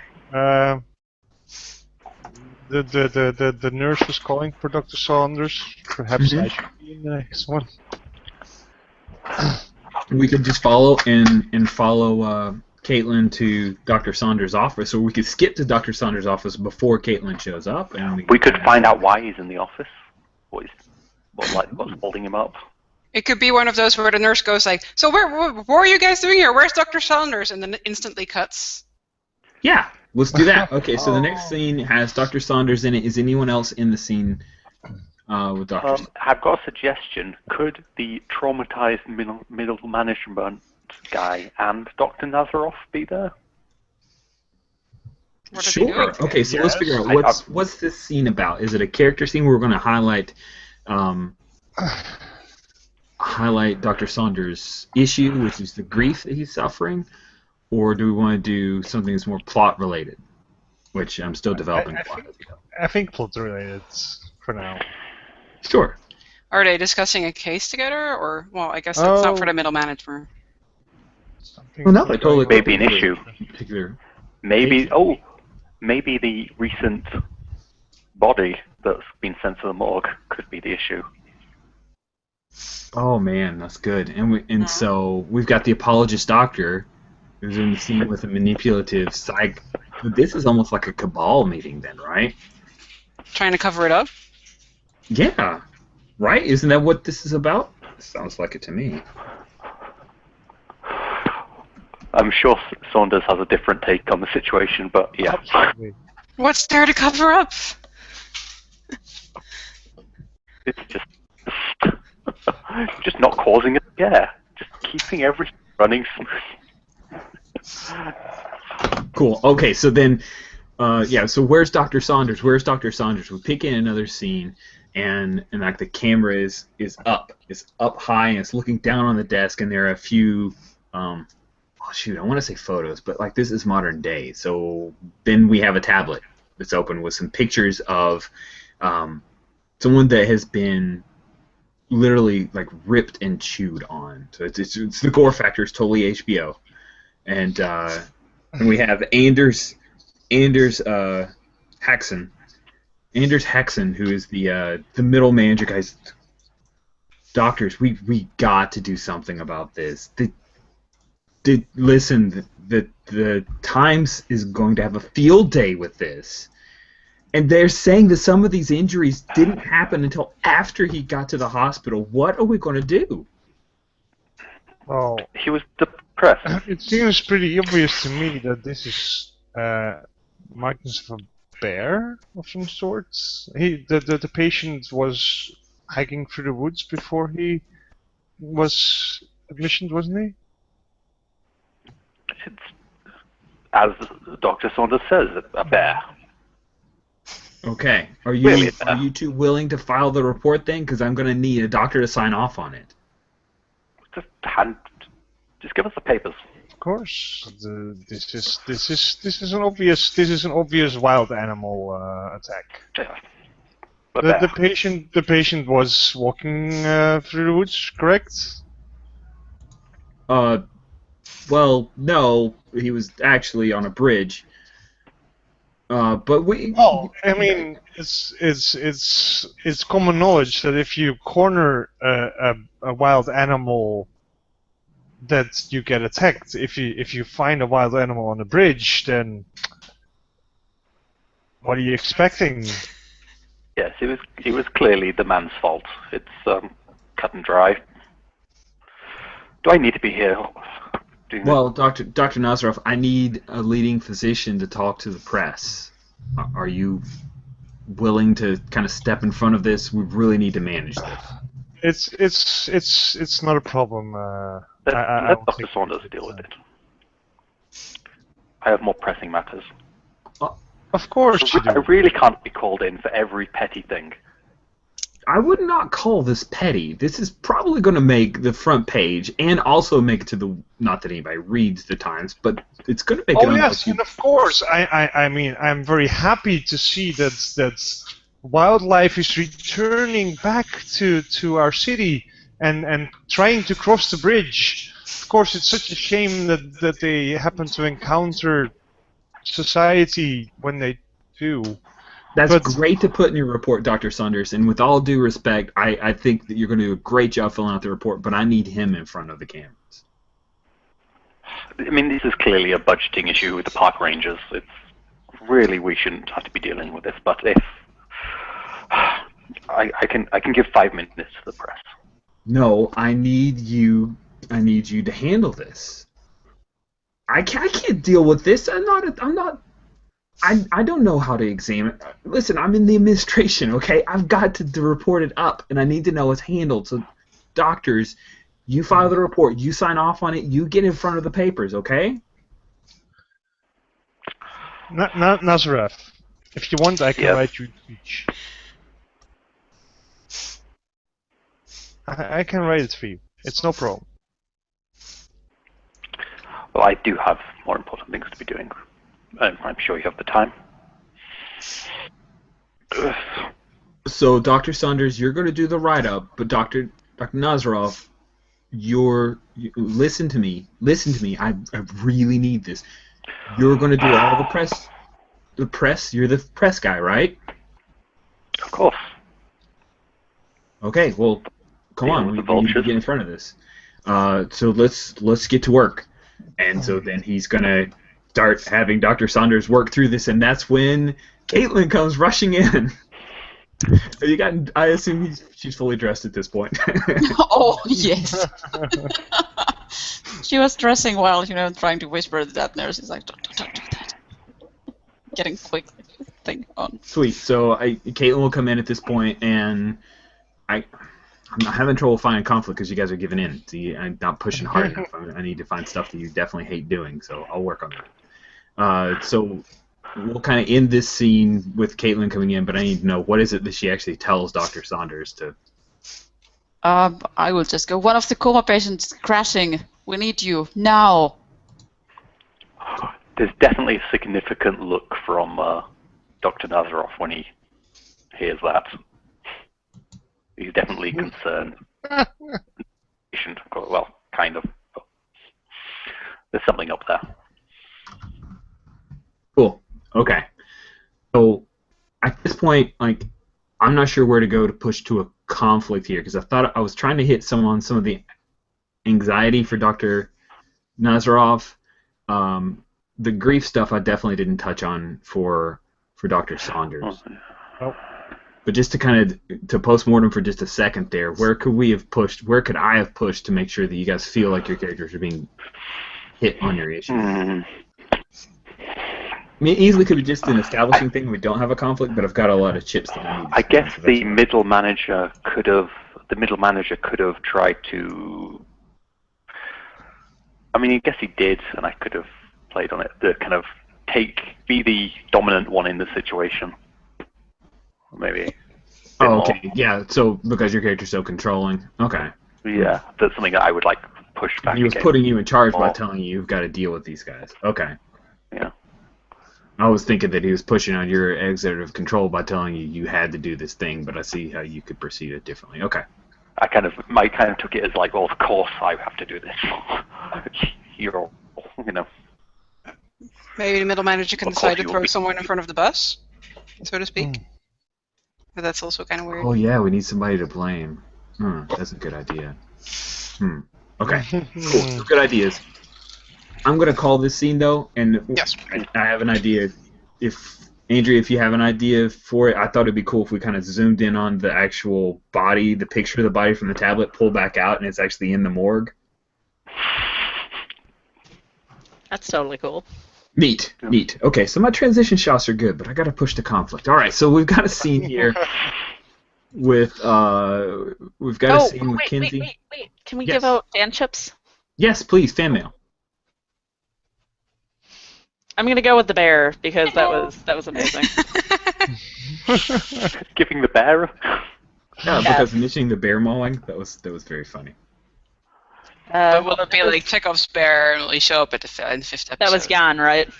Yes. Jan that's threw what out the I thought. bear. Yeah. If we could actually go, if I can go a tiny bit back to the last scene, I would quite like Yona's character for her wheeling and dealing, her trying to get out of it. Oh, okay. Since I can't. Let's do it. There. Oh, gotcha. Now I understand. Yeah. Oh wait, that was that's cute. Jules. Yes. Why aren't the shield thing is working anymore? Because I can totally see Well, Bodo's we don't actually need them. You have to Disable them. reset them because Andrew's been doing stuff with them. Okay. I think mine should be invisible. Yes, it is. See? I actually There it like is. when they're on top because it gives me Yeah. the ability to know who's getting fan mail and who isn't. Oh, what? Rich, I can give you. Let another player use the shields. Oh wait. There. Yeah. No. There's an option. Let another player use the shield, but it doesn't give you the option of which player can use that shield as well. Yeah. Okay. I stole it from you. Mine. I was just Okay. relacking it. Like, You guys fighting over shields and chips. Okay.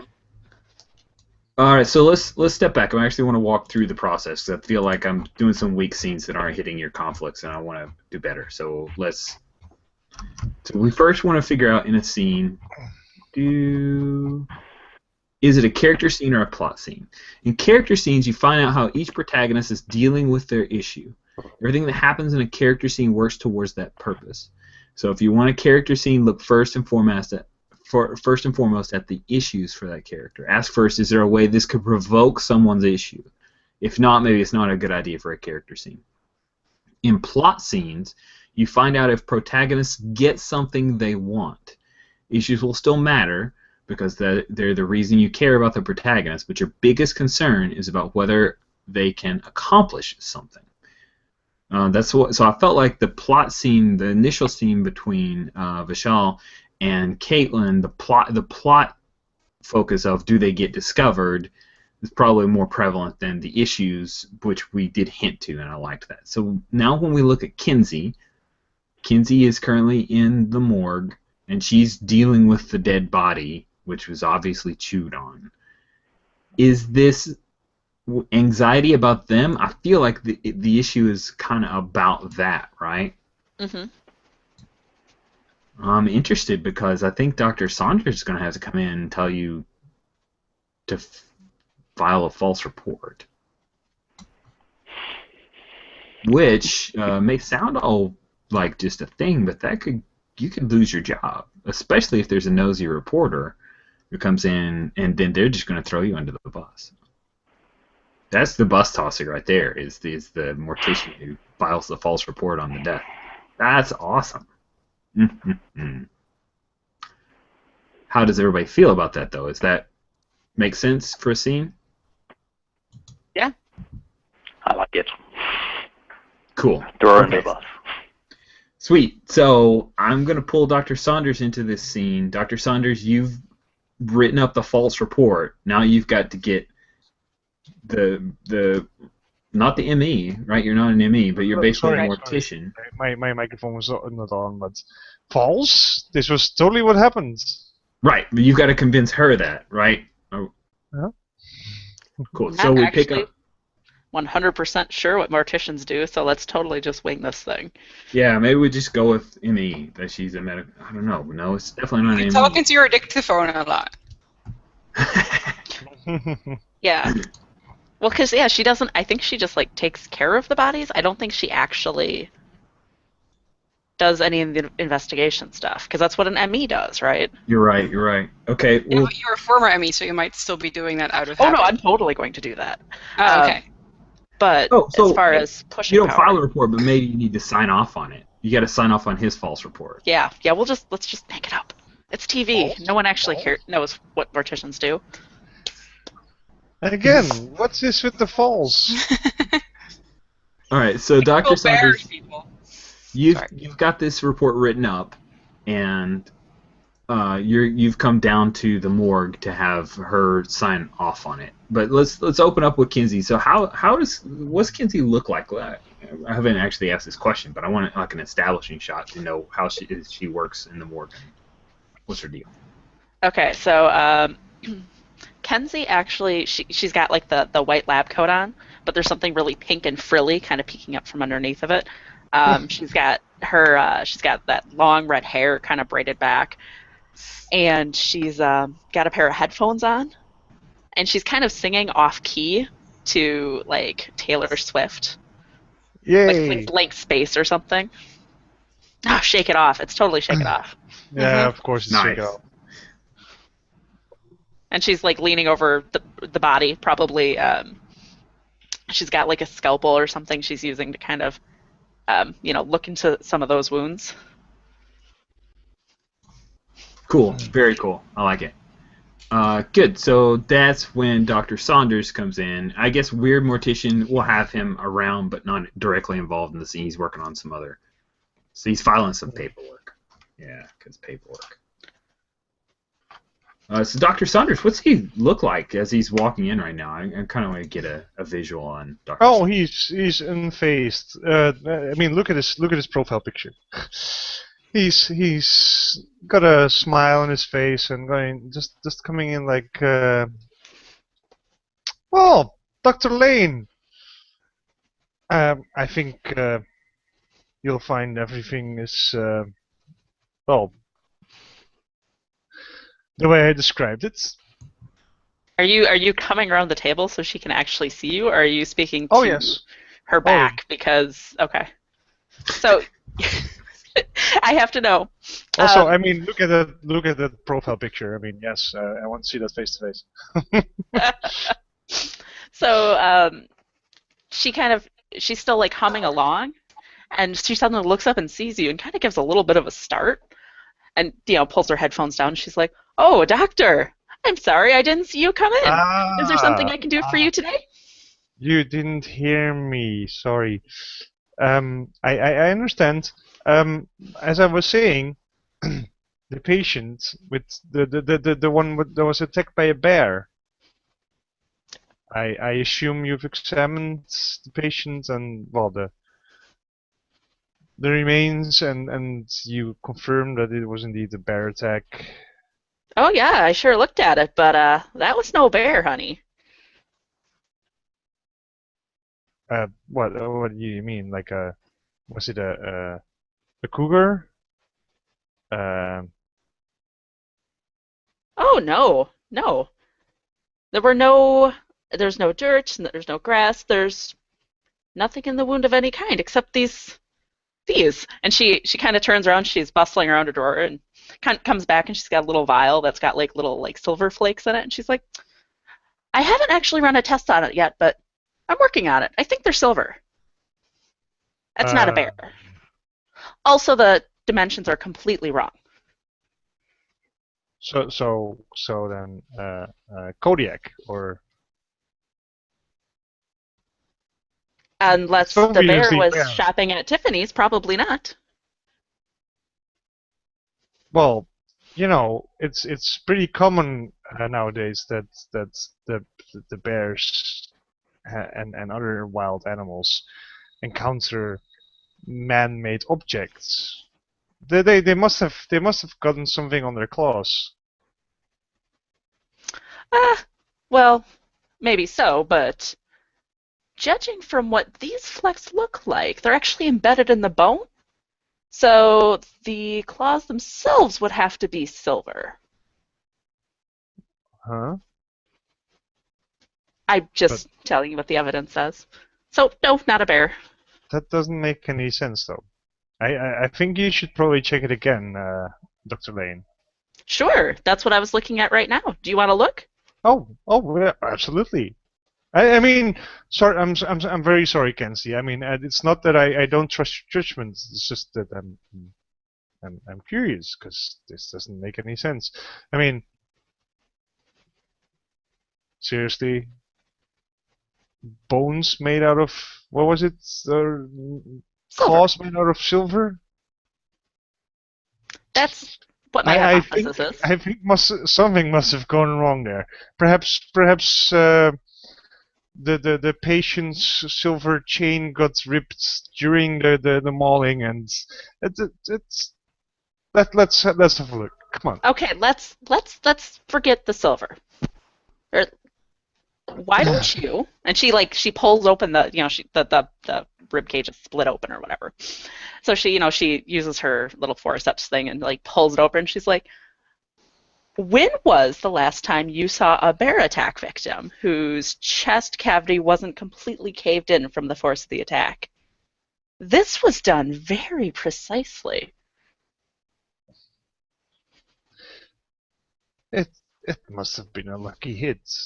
I mean, you know the strength of a bear's claws. We've seen the results of a bear attack before, and usually there's some impact which cracks or breaks some of the ribs. But I mean, this must have been a very lucky hit then. Oh, it sure must have been, especially for how deep it went. How long do you think the average bear's claws are? Well, these must have been, I mean, looking at the wounds, it must have been exceptionally long because these go, I don't know, about... She as you're talking, she rolls the body over and she's like, right through the back. Okay. I was going to go in inches and then no, I can't do inches from there. So I've already written up my report, and it's right over there. Is there anything else you need, Doctor? No. This is all I need. Your findings are somewhat strange, but I know you always do good work. Kenzie, thank you. Is there anything else you want to look at? There are some other very neat things about this. I think we've got a conflict here. Yes. I think the conflict is, does Dr. Saunders take her report, or is he going to basically rewrite her report? Right? I mean, I think the conflict is he going to go with what the facts are? Yeah. So, what do you want to accomplish out of this, Dr. Saunders? Dr. Saunders, you're an apologist. Sorry, go ahead. Exactly. Dr. Saunders thinks that Dr. Lane's report is a bit too sensationalist, and it doesn't make sense. Come on. There's no bear that has claws that go all the way through to the back. That just doesn't make any sense. That's what she was saying. We're so looking pleased you've caught up on that. Kept up on that. We're looking at comic books here. I've heard of Wolverine, and that's what we're looking at here. And I'm afraid that Dr. Lane must have missed something very important. So, do you want to? Are you trying to find some way to impugn the report, or are you looking to just chuck it and put in your own stuff? What are you trying to? I'm probably basically looking to refute the fact that claws went all the way from the front to the back to repeated attacks, which eventually reached the back. Okay. Just trying to make sure that it makes sense, because we're using Primetime Adventures, and you guys haven't used that before. So he's trying to find flaws in the report to force Kenzie to say, okay, this doesn't make any sense. Which she's agreeing. It doesn't make any sense. No. Kinsey, you just laid out exactly what you found. What were you doing? Because you're a little worried about this spooky stuff, and he seems to be pushing pretty hard. And do you know he's an apologist, like always trying to find? Are you trying to prove to him that there's spooky stuff going on? Well, I think I'm trying to plant the seed without outright saying it, because this totally was not a bear. Yeah. Oh, it was. Cool. Okay, so I think what I want out of the scene is that I want, I as the producer, I want the Kinsey's filings to end up in someone else's hands. Ooh. Yeah, I think this nosy reporter is going to be a nemesis. Definitely a nemesis. So that's what I think I'm headed for with the conflict. Cool. So now let's do.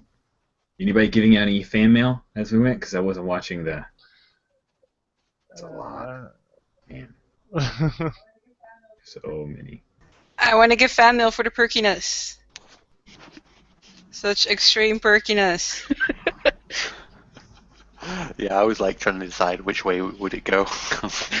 But I like the denial and I like the perkiness.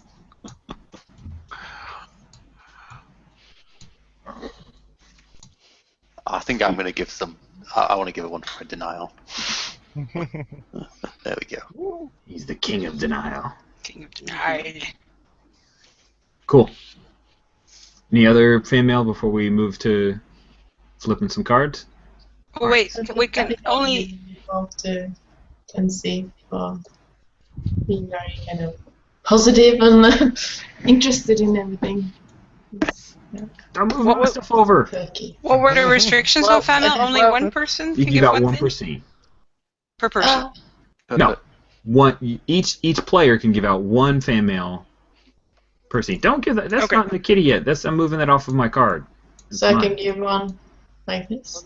No. That's what are you doing? What are you doing? You can grab out of the audience pool. Those right there were mine. I just moved them on. I was going to spin them for I cards. know. I was just making them appear to show that there was fight. Well, they're over here. They're not spent yet. They're not yours. Yeah. Cool. So each player can. Oh, look at that crazy cat. All right. Good. I am spending 5 cards. I'm spending for 5 more cards. So please deal me 6 cards.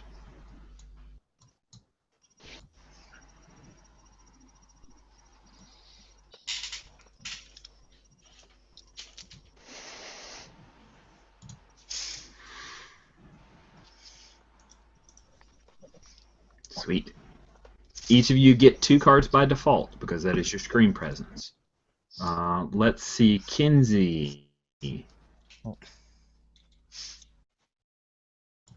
Former medical examiner definitely sounds like it made sense here. Do you want to use that trait?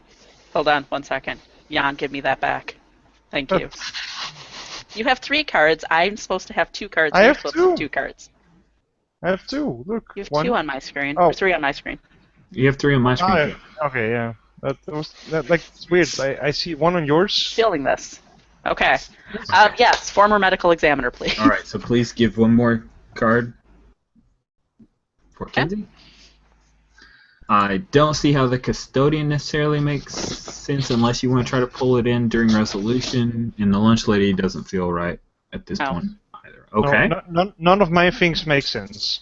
Okay, so then let's flip cards then. I will go ahead and flip mine. I think I know how to do that. Yes, oh, you guys are host. Flip. We are. Jeez. Oh man, Queen of Diamonds too. So it's again. We'll walk through it, but I'm pretty sure that it is a scene resolution. Okay. Count up the red cards. I've got 4 red cards, and I have 0. Okay. Highest card you have, and I have a Queen of Diamonds, and you have Queen of Spades. Okay, so I have highest card. Wow, guess screwed. Okay, so no, and your impulse is provoked. That's the result. So interesting. Yes. So it seems that Kinsey was trying to prove something to Dr. Saunders to plant the seed, and he failed, and she failed. Dr. Saunders was trying to poke holes in her argument, and it just doesn't make any sense. So you both fail at that, but your impulses are triggered. So Andrea is going to react timidly. Interesting. And I'm going to react angrily. Oh, cool. So there you go. I think it makes sense, right? It sounds like Dr. Saunders is going to lose his temper looking at her filing this report. It doesn't make sense to him at all, right? Yes. So basically it's going to be like, look, there is nothing...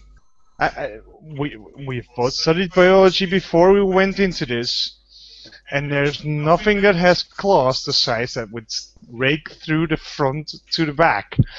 This is obviously a repeated attack, and I would like you to fix it in your report. And that smile just freezes. But whereas before it was sort of like ho-hum cheerful, it freezes and it just doesn't look quite right now. And yes, doctor, of course. I'll make sure it looks like a bear attack. Well, it was a repeated bear attack. I'm sorry, but you really should have. Kinsey, you know that there's no such thing as monsters, right? Come on. Oh, I didn't say it was a monster. It was a bear. Obviously a bear. Thank you. Thank you, Kinsey. And we'll close it right there. That's great. That's a great little... Oh, that was good. That felt good. Like, you guys good with that? Yes. Yeah, that was like almost a vignette, like where it just happens once, a few times a month or something. Yeah, I think that's what it is. Very cool. I think the tail end of the scene, because I get what I want, right? Is basically she saves off that file of her original report and then writes up a new file, but then someone has access, so you can see like there's just a computer screen. TV land, it's been hacked. Yeah. I imagine it was just a dark room with a computer screen somewhere else. Like somebody at a keyboard looking at the file as it gets dropped into a folder. Sweet. So we've done a round where everybody's gotten to be in the scene except for Jane Doe. So I was in a coma. I know, but you're still there. You were in one scene, but you weren't. So now I think we end, and we're kind of coming close on time. So I'd like to have one scene, but I'm trying to figure out how it's a conflict, or maybe it's just a. I think we definitely need to wake up, right? Boodle already has a framing. I definitely want to wake up, but it was in the chat. Oh, okay, thank you. I'm sorry, I was not keeping up with it very well. Wow, I'm totally lost. So can you just restate it? The idea was that Michelle is washing, cleaning Jane Doe, and she wakes up in his arms, and it's like he's like very carefully and lovingly cleaning her, and Oh, that's so good. tenderly. I mean, he's. That is really cool. So we come back into the morgue room, and it turns out that one patient that coded that bed is empty, because you've cleaned up, and it's ready for the next coma patient. But you're having to. This wasn't even you weren't supposed to do this, but since you took over for Nurse Walker and all of her shifts, then you're pulling doubles now. So you're cleaning her up. And what are you thinking? Like, when the camera looks, I guess we don't have to say necessarily thinking, but like, what do we see Vishal doing with this sponge bath that makes us realize he's being really attentive, or there might be something else going on here? Imagine it's like you just have like a background music. It's more like a, you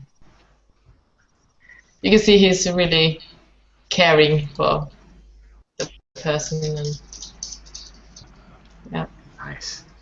Is it I like, love that. are they like Slowly. propped up in this?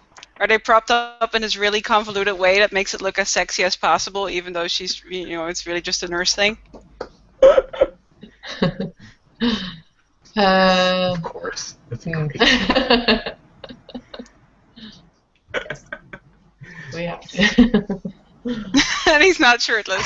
He's got his shirt's hanging open for no, it's silly. Now we're going to the CW. It's HBO. HBO. No, he's. Gotta make I mean, sense. she doesn't have much. She might be shirtless. Yeah. She's probably almost naked, I guess, and you could see her, but you can't see any. You can just see skin.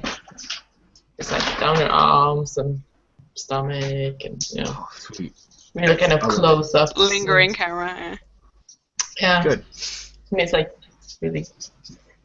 How do we see the hand twitching again for Jane Doe, or maybe some rapid eye movement under the eyelids? How are we seeing? It's just a gasp, like all of a sudden. I'm thinking even more cliche. Like I don't know where her hands are, but like at some point, like her hands touch his leg, or like they're resting on his leg, and suddenly they're like grab its leg, but it's also kind of tender. So first he doesn't notice, and then he realizes, oh, this what?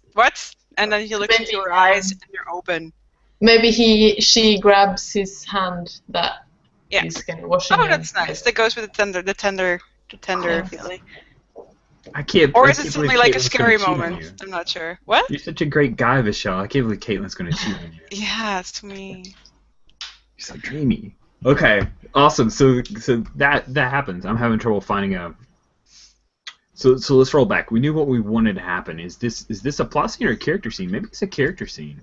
I'd like to see a character scene. How can we make this be about one of your issues? What is a character? It has to be Vishal's issue, I think. Leaning towards being Vishal's issue, isn't it? Self-criticism and being a perfectionist. How is it about? How can we make it about that? The fact. I think I have to go and look after the Thorin again, which is bad timing. Oh. Well, isn't this one of the scenes where Vishal is just a really great nurse and he doesn't even realize it? Yeah, I think he's really good at. I don't think he's just showing how much he cares about people and wanting to help people, and Okay, so I I like that. I'm trying to figure out how to make it a it could just be about that. I'm sorry. Go ahead, Bill. No, Boodle had to tap out for a second there, it seems. Oh, she has to tap out? Okay. Yeah. Is there a way this could provoke their issue is kind of the question we're asking. Although if Yeah, Boodle's gonna this tap framing out, is pretty tough. It's tougher than I thought it would be. it can be. It can be. And maybe we'll have a little postmortem. So maybe we just make this more of a vignette, because I definitely want her awake. Or we save it for the next issue, or the next episode, because I think... oh, that could be cliffhanger. It just could be the eyes lock, and it's cliffhanger there. Cool. So we cliffhanger there, and yeah. Because it's already 10, so... It is. It is time. It's time, so we're going to end it here, and let me make sure this survived. There's a thing at the end that was part of the last edition of PTA called Next Time On, but I want to make sure that there's a Next Time On now. Sorry. Save boards, I think, is a good one. Next time on, what do we do next time on? Where to describe scenes? Well, it doesn't look like Next Time On exists anymore. So what would happen with Next Time On is it would be that bit of the TV show where the credits have rolled and then it's like, next time on so-and-so episode. Yes, we know them, we always pause them, and we never want to watch them because we binge. Spoilers. Well, now we do, Sing because now it's like awesome stuff that can That's happen true. beforehand. Yeah, but I don't actually see where we do that now. So we won't. Oh, okay. We can save that. Well, we can, but it doesn't look like we will be playing by version 3 of this game. Let's make a notepad somewhere just to put up some stuff like, okay, next time on we have...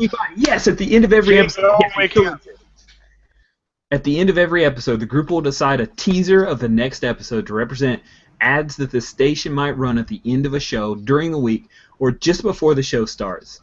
Real-life previews are typically made up of quick moments of the upcoming episode, 1 or 2 second glimpses of what's to come. Yeah, so that's what it is. Or they So what does Jane Doe say when she wakes up? No, that's not the vignette. The vignette is something like you don't even know. Like the next up episode is like you don't even know how that's gonna come about type thing, right? Yeah, I mean it could be. It It could for- be something that definitely follows the fiction. It could be a surprise. The vignette I was thinking about was a shot of Dr. Nabarov injecting a syringe into Jane Doe's arm Oh, nice. while she's yelling at him. I'm going to insert one because I know that Yona won't be here next week. So I'm going to insert one of Caitlin walking. She's like walking down a hallway, and then some dark shadowy figure comes and just snatches her into a room. Oh no! Oh no! Now I have to wait for 2 weeks to find out what the hell is going on. That was main risk. Your own fault for not coming next Well, week. the mortician needs something to do, so. Yeah, we need yeah, exactly. No. Any other next time on? So, Andrea, you have I think next could week? I adjust my Dr. Nazaroff scene to like an orderly is wheeling one of the coma patients down the corridor, and then it's like a door at the end of a dark corridor opens up, light kind of streaming out, and then Dr. Nazaroff steps out into the side and it's just like gestures the orderly into the room with this coma patient. Yes, but can I be the coma patient? Can be. Yes. Wait. Oh, like and you're as out of the coma patient Oh. goes into the room, you see a shot from directly above the door as it kind of pats, so you kind of go past the camera underneath it. Sweet. Okay, cool. All right, hold on. Just a few seconds. Cool. Andrea or Jan, any next week ons? I've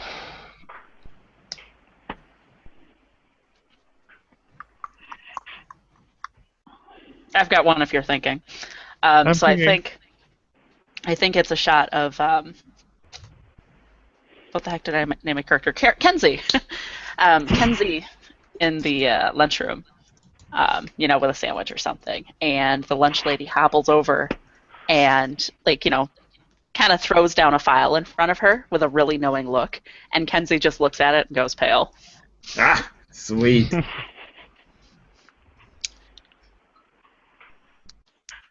I mostly see like a short scene of Nathan and his daughter going like, yeah, but sweetheart, mommy's not coming back. Oh, that's so great. That hurts. Yes. Awesome. So all of those will happen next week on Hearts and Souls, right? Is that the name? Heart and Soul Hospital. Heart and Soul Hospital. Sweet. Cool. All right, we'll stop broadcast here. Thanks everybody for watching.